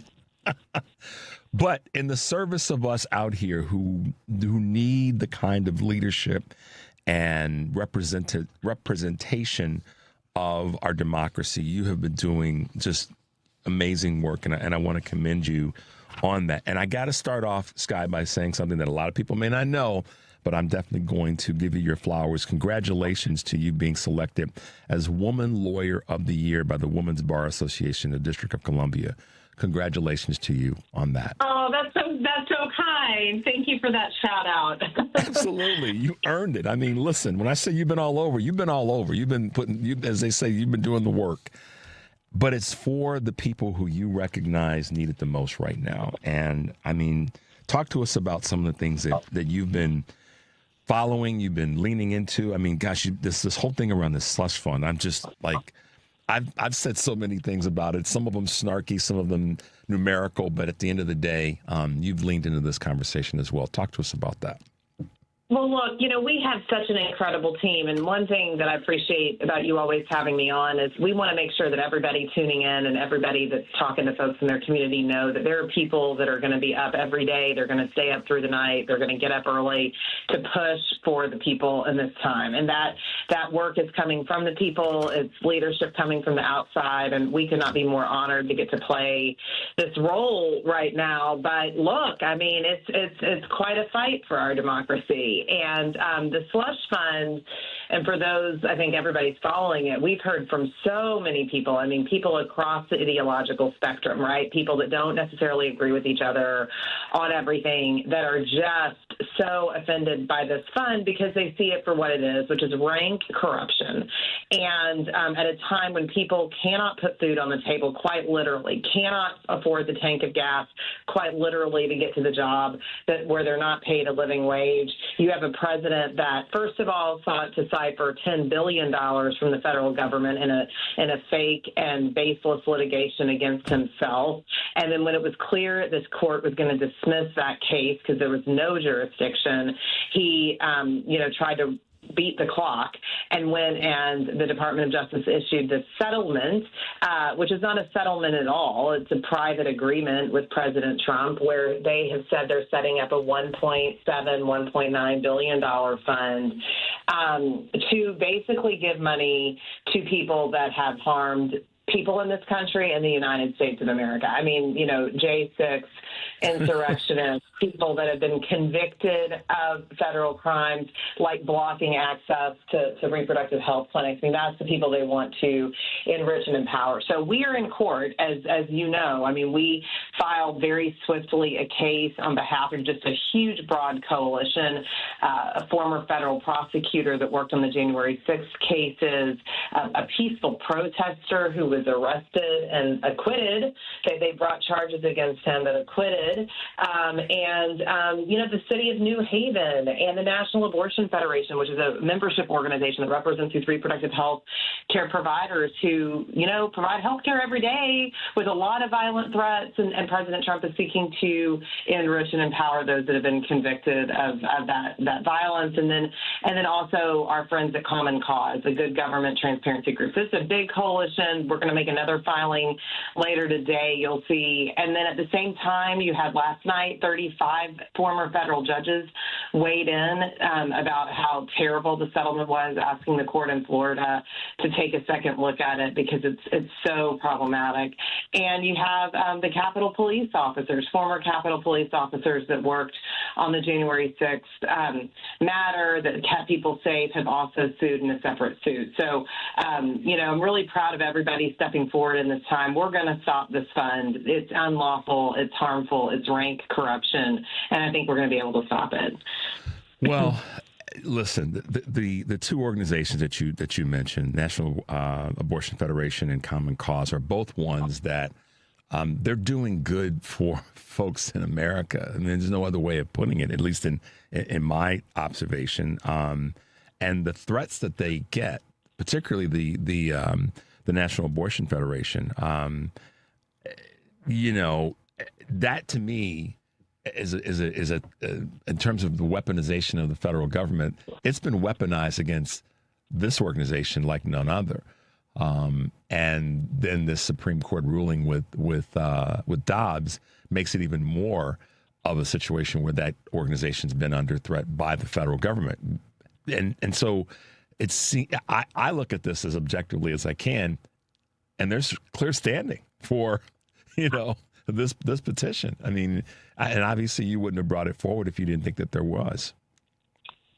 Absolutely. I mean, this is something the people can challenge and are challenging. And there's really, you probably looked at it, like you said, you looked at it closely, but this is not theoretical. I mean, this is real harm that real people have experienced. In the case of reproductive health care providers, by the way, for decades. I mean, it was in the 90s that Congress, with an overwhelming bipartisan majority, passed the FACE Act, and it was signed into law because everyone recognized that these threats and, in some instances, killings of reproductive health care professionals had to stop.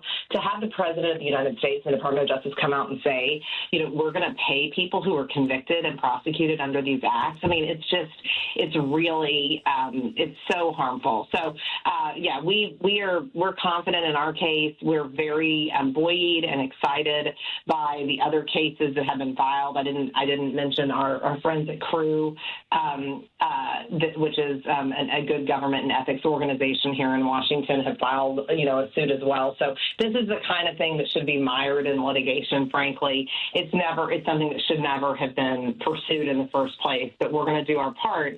But we really need Congress to do its part, too. And I think, last week you probably saw the headlines. I mean, even Senate Republicans who haven't really stood up on anything except for, at least trying to show their constituents they cared about the Epstein files. They haven't done much. I mean, they were even expressing some concern about this. So, I mean, I think that we just need to see a really, really full public pushback, and then we'll do our part in the courts.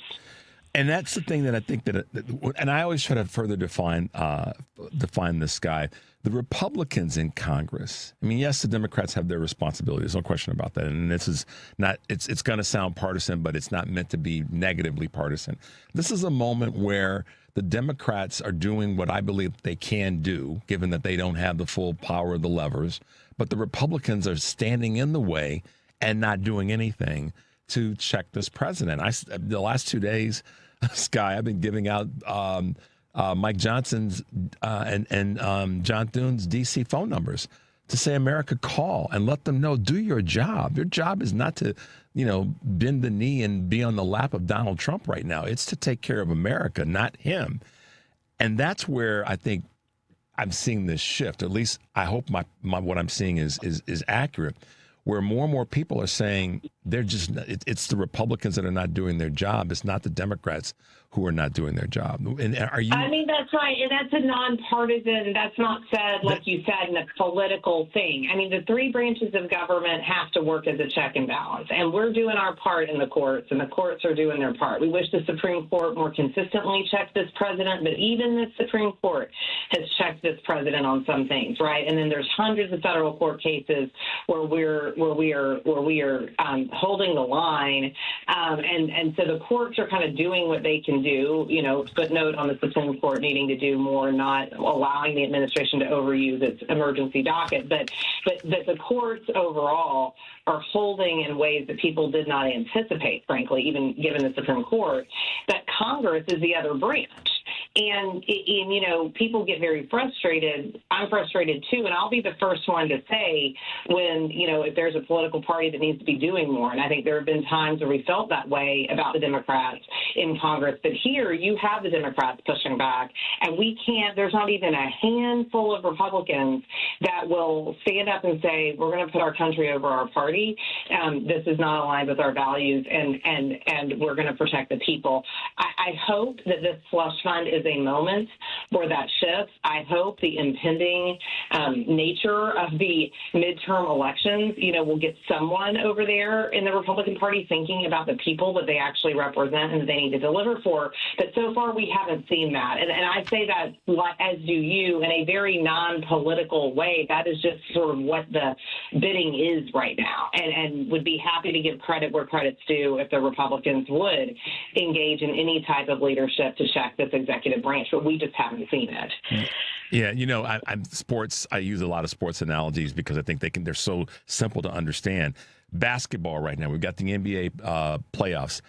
Players have to play their position. I mean, I know you were actively involved in your young years like we all were, but if you're playing a position, you got to play that position or you get taken out of the game. And this is where I see we've got to be stronger right now with the Republican Party. They're not playing their position. Their role is a certain defined role. They're not doing it. They need to go. And that's part of the message that I hope more and more people are certainly willing to say, because the Republicans are not doing what they're supposed to do. And it's not to kiss Donald Trump's behind. So not to be disrespectful this morning to you, but Skye, we're going to take a little bit of a break. When we come back, I want to talk a little bit more about this situation with this tax thing and Trump and the IRS.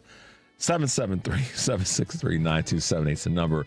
You're listening to Choose Views on WCPT, AM 820 in Chicago and 1520 AM and 103.5 FM from Warren County, North Carolina, and our good friends at AM 950, the progressive voice of Minnesota.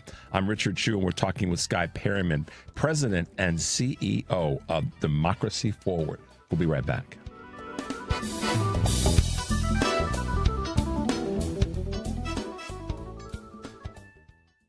This is WCPT telling you how you can shop blue.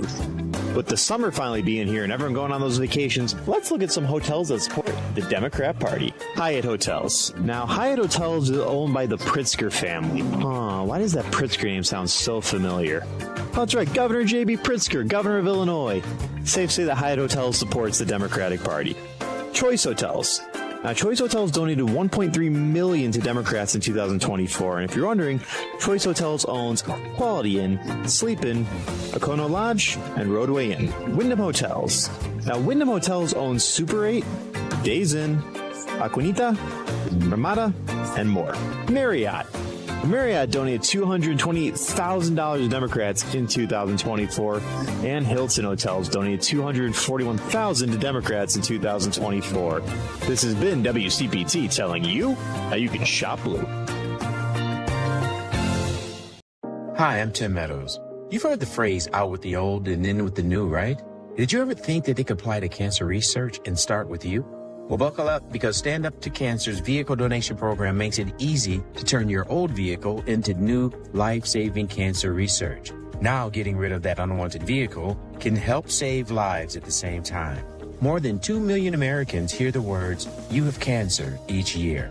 That's why Stand Up to Cancer is dedicated to funding cancer research focused on finding cures. So when you're looking to get rid of your old car, truck, motorcycle, RV, or boat, why not donate it to Stand Up to Cancer? Donating is easy, pickup is free, and your gift may qualify for a tax deduction. You can be a driving force in cancer research. The key to unlock the next breakthrough could be sitting in your driveway. Donate your car today. Visit standuptocancer.org/cars to learn more. This is WCPT 820, where facts matter.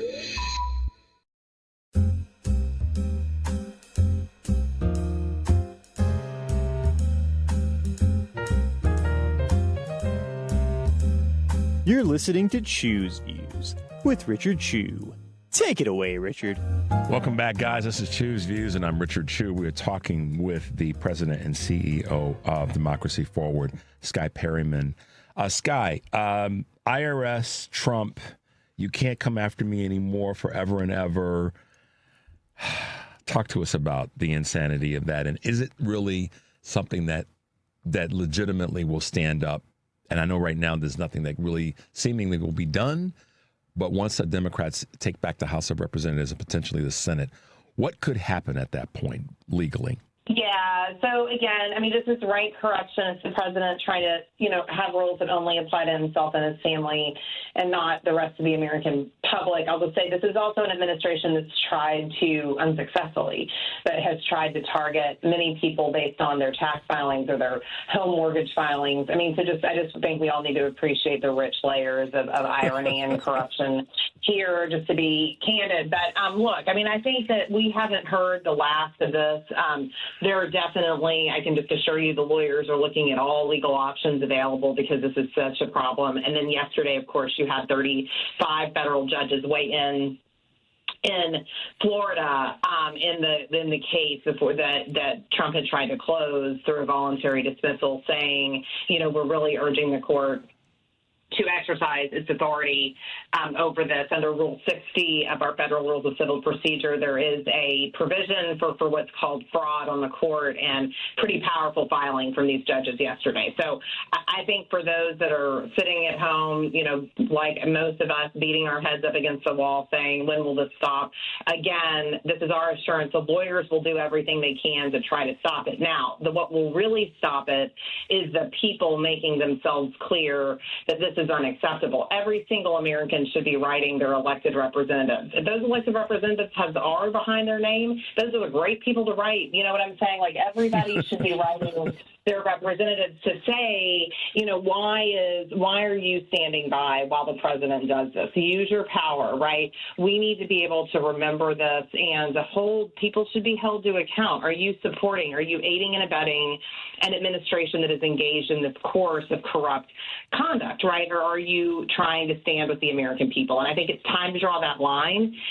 Many people are, but to empower everybody that's watching and listening, I think we really need people to utilize their voice and their power. It does work. I mean, this is an administration that we have seen has backed off many of its agendas. It doesn't feel that way day to day, but that they do. I mean, you saw them have to walk out. I mean, this whole National Guard, I mean, the Supreme Court made them walk out of Illinois. They had to walk back in Minneapolis because in sub-zero temperatures, the people were just like, what are you doing? We don't stand for this. So we need to be using our voices in that way. We need to be putting pressure on people who are in power, even if that's not in the White House, to say, what are you doing about this? They've got to feel that pressure, and they're not impervious to it. And so that's just like a big kind of call to action for this morning. No, listen, and that's why I was so excited about talking with you, kind of like I said, the trifecta of you and Lindsay Owens and, of course, State Senator Chedrick Greene, all saying the same thing, which is we all have to remember the power does lie with us. And no matter how hard they are trying, this particular administration and cabinet, to take it away or to blunt it, no, we have the power. We are the ones. I mean, 78 million people voted for Donald Trump. Whatever number may move away from that in this upcoming election, both the midterms and the next general, whatever that number is, it's still a reflection of the power that the people hold when they exercise it. So, yes, I'm with you. We have to be ones that have a voice to continue to inspire people to do this. Skye, let me ask you this. Warsh's confirmation and Blanche's acting position are showing once again that these are probably just going to be people that are once again sycophants to Trump. And when we were talking with Lindsay a moment ago, one of the things that she said is her concern is that right now someone like Warsh is not the person to be in the position of the Fed chair, because he's going to be a rubber stamp for Donald Trump's goal to drive down interest rates, which will ultimately have a rebound effect that's negative on the economy. Yeah, I mean, I think this is I'm not going to disagree with this, with sort of the destruction that people are really going to experience here for sure. What do you think on this topic? And this is one that just hit last night, that the Justice Department now, and this is definitely a conversation around democracy, that the Justice Department now is opening a criminal investigation into E. Jean Carroll. I mean, I just said to my wife. Yeah, I mean, we want people to know, and you said the thing about interest rates. You'll remember with Powell, it sort of went nowhere. I mean, what we want people to understand is that, first of all, do not normalize and continue to be outraged by all of this, what we call the retribution agenda, right? So that is not normal, and it is good for everyone to be outraged by it, right, and be making themselves heard on it. So I'm never going to discourage that. I also, at the same time, want folks to not give this president more power than he actually has. And we have not seen this president be able to prevail on any piece of his retribution agenda, like any of it. Tish James, Comey, the American Bar Association, the American Academy of Pediatrics. We can go to organizations, higher education, where it went in and tried to take away all this funding under the Dear Colleague letter. We blocked that before a Trump judge, and they walked away from the appeal. The law firms, when they thought, won, right? So I think we want everyone to understand that, like, this is an administration that wheels and deals in fear, that they are trying to take more power than they actually have. And individuals have been able to resist this retribution agenda. Now, that is not to say that it is lawful. It's totally unlawful. That's why they're able to prevail on it. It is not to say that it's comfortable, and it's not to say that we should we should definitely be outraged, right? I mean, these people are having to expend their own personal dollars to defeat completely bogus charges and claims against them, and that's what we've seen time after time. But I do think it's important for us to say we're a year and a half into this administration, and we have not seen them prevail on any piece of the retribution agenda when people have been strong enough, as E. Jean Carroll will be, to push back. And whether you're talking about the Fed chair, whether you're talking, any of this. And so I think that is a piece we want everyone to sort of realize, and to not let the fear that this administration tries to inflict on people be bigger than it actually is. Yeah, that's a great. I wanted to get your take on that when I saw this last night. As we wrap up, Skye, I said earlier that to extend you congratulations on being selected Woman Lawyer of the Year by the Women's Bar Association, District of Columbia. As we wrap up, Skye, what does that mean to you? I'm sorry. What did you? I couldn't hear you on that one. No. I was just saying that the selection to the by the Women's Bar Association as Woman Lawyer of the Year in D.C. What does that mean to you personally? First of all, let me just say, and it was amazing. We had so many members of our team there and many women lawyers who are on our team who are doing this work every day. So I just want to say I accepted that award not only on my behalf, but on behalf of so many team members that are doing this work every day. We want people to know that and have confidence in that. But I really appreciate you raising this because we haven't really talked about it as much. The Women's Bar Association. The Women's Bar Association of Washington, D.C. was founded before women had the right to vote. Wow. And before women had the right to vote, there were women in this country who were seeking to be members of the bar and were able to be members of the bar in some instances, including in Washington, D.C., and were able to represent people in communities in defense of their rights, even before they had the right to vote. Now, there were other women that wanted to do that were prohibited from doing that because the Supreme Court, even in that time, does it sound similar? The Supreme Court in that time didn't think that women should be members of the bar. So some states were able to restrict them, but other states were able to empower women. But I think that is a very powerful symbol for where we are today. While it is very scary where we are and our rights are under threat, and so many Americans' rights are under threat, this is not a country where freedom has come free for people. And this is not a country where all of us have just been automatically granted our freedom. This is a country where we have had to demand that our institutions do better, demand our freedom, and demand our ability to thrive. And so we're being able to be in the presence of this association that has been around when the vote was closed to women, right? Let alone when the courthouse doors were closed to many women. And to be able to receive this award and reflect on that history, and then to be in the community of so many lawyers, including our lawyers on our team at Democracy Forward, that in this moment are saying, you know what, institutions, you've got to do better. And we're going to continue to show up and push. It was really, really meaningful. And I think, we're really carrying that inspiration through to our work. Well, I so appreciate, as always, Skye, you taking some time to hang out with us. And the work that you do is so important. We're going to have you back again. You know that because our viewers love when you're on. So thank you for taking the time to share your thoughts and how we continue to fight forward. Absolutely. Great to see you and be with you this morning. All right, guys. Be well. Skye, take care. We'll talk with you soon. Have a great rest of the day and a good weekend, okay? All right. I think we're out there. Guys, listen. Wow. Thanks for being with us this morning. Thanks to Skye. Thanks to Lindsay. Thanks to State Senator Greene. Stay tuned for the Stephanie Miller Show. And remember, take a deep breath and make your life count. We will see you tomorrow.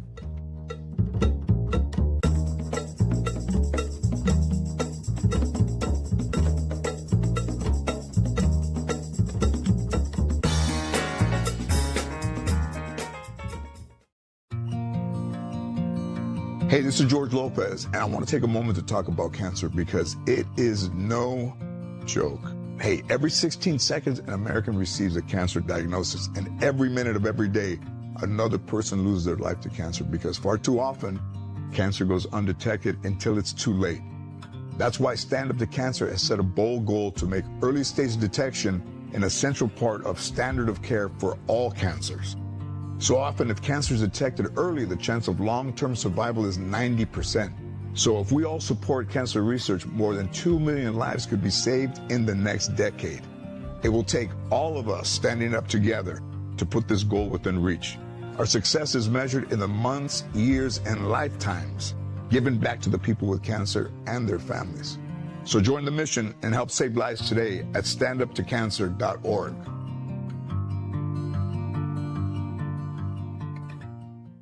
Amazon Business. With smart business buying, innovative AI tools optimize your purchasing experience, paired with delivery options built for business. Learn more at amazonbusiness.com.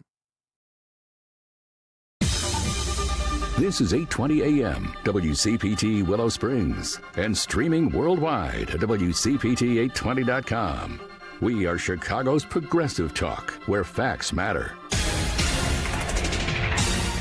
Now, your WCPT 820 weather update. From the Weatherology Weather Center, I'm meteorologist Jennifer Wojcicki. We'll see sunny skies here for today with a high into the mid-70s. Winds out of the northeast around 10 to 15 miles per hour, gusting as high as 20. And then for tonight, partly cloudy with a low near 54. By Friday, sunshine, a high of 83 degrees. Saturday, partial sunshine develops, a high of 73. Sunday, sunny, high of 75. That's your latest Chicago weather update. Currently, it's... This is Chicago's Progressive Talk, 820 AM, WCPT Willow Springs, and online at WCPT820.com, where facts matter. Summer would feel better in a Porsche. Find yours today at the Porsche Exchange in Highland Park. Browse and test drive our extensive selection, like the 2026 Porsche Macan Electric. Right now, lease the 2026 Macan Electric for only $1049 a month for 39 months. Discover performance like no other when you visit the Porsche Exchange in Highland Park or PorscheExchange.com. $9,999 due signing for qualified buyers. Excludes tax, title, license, and dealer fee. No security deposit required. Expires 6/1/26. It's been a real journey since 2014 when I first had my injury. I realized that my home was just not working for me and that it was time to ask for help. Homes for Our Troops is really giving me my life back. The shower allows me to go in and turn around with my chair, pull down storage racks, automated door systems, hours of my morning given back to me. Adaptive sports are a huge part of my life, a huge part of my healing journey as well. Homes for Our Troops helped with making sure that I had a home gym so that I can continue to train. This past year, I was able to host Thanksgiving in my home. And it was the first time I was able to have my whole family in one place and I was able to contribute to the meal. There are a lot more veterans in need, and Homes for Our Troops is going to be there to help them too. Homes for Our Troops builds and donates specially adapted custom homes nationwide for severely injured post 9/11 veterans and enables them to rebuild their lives. Join our mission at hfotusa.org. Don't let biased algorithms or degree screens or exclusive professional networks or stereotypes. Don't let anything keep you from discovering the half of the workforce who are stars. Workers skilled through alternative routes rather than a bachelor's degree. It's time to tear the paper ceiling and see the stars beyond it. Find out how you can make stars part of your talent strategy at tearthepaperceiling.org. Brought to you by Opportunity at Work and the Ad Council. Choose Views with Richard Chew. If you are still supporting the GOP, the guardians of pedophiles, you have you no longer get any cover of like, okay, well, we can no. If you're still supporting the GOP as an individual voter, as well as an elected official, we're done with you. And that's how I believe we have to message to the public. Richard Chew, weekday mornings at 6 on WCPT 820. WCPT replay. Karen in Chicago. I have to say this. You know, you talk about the progressive voices that we need. WCPT, Heartland Signal, is one of the most important lineup of voices out there for progressive ideals. And, of course, you know, Richard Chew comes on before you guys. Right. Love him. Absolutely. Why does he not name his show Chew on That? I would like that better. Chew on this. Choose Views. Choose News. Choose News. That's what it's called. Yeah, it's called Choose Views. But I'm just Choose saying. News. And it is so important, and we do need to, for anybody out there that they're talking to friends and relatives who are just completely freaked out and in despair, tell everybody about these progressive resources. Keep listening to WCPT 820 because facts matter. The Sports Cubicle. I could say the Bears' all-time leading scorer. I could say 18-year NFL veteran. But for now, I think I'll just say he's the head coach at Rolling Meadows. He's Robbie Gold. What made you go from playing football to coaching? I was coaching at another high school. Fell in love with coaching. Football is a part of who I am, but it's also an opportunity for me to be able to give back and give these kids an opportunity at Rolling Meadows High School to understand what they could do as a group. The Sports Cubicle. Sunday nights, 9 p.m. on WCPT. It's the Democracy, Stupid, with Edwin Eisendrath. The Oval Office, the inner sanctum of the executive branch, after all, is now draped in gold leaf. The site of the former Rose Garden has been paved over, now dubbed the Rose Garden Club. It's a place without roses or a garden. But located near the Oval Office, it's a convenient spot for Trump's oligarchs to gather while they wait for an audience. Saturdays at 1 p.m. on WCPT 820. The Sports Cubicle. Economics professor at Smith College, Massachusetts, Andrew Zimbalist. When Chicago is approached, or Illinois is approached, for new public funds to build yet another stadium, it shouldn't be, hey, this is going to be an economic boon for the city. It's not going to be. It should be, how much is it worth to us culturally to keep these teams here? The Sports Cubicle with Mike Mercado, Devin Tingle, Dan Marver, and Paul Shivari. Sunday nights, 9 p.m. on WCPT. Alexa, play WCPT. WCPT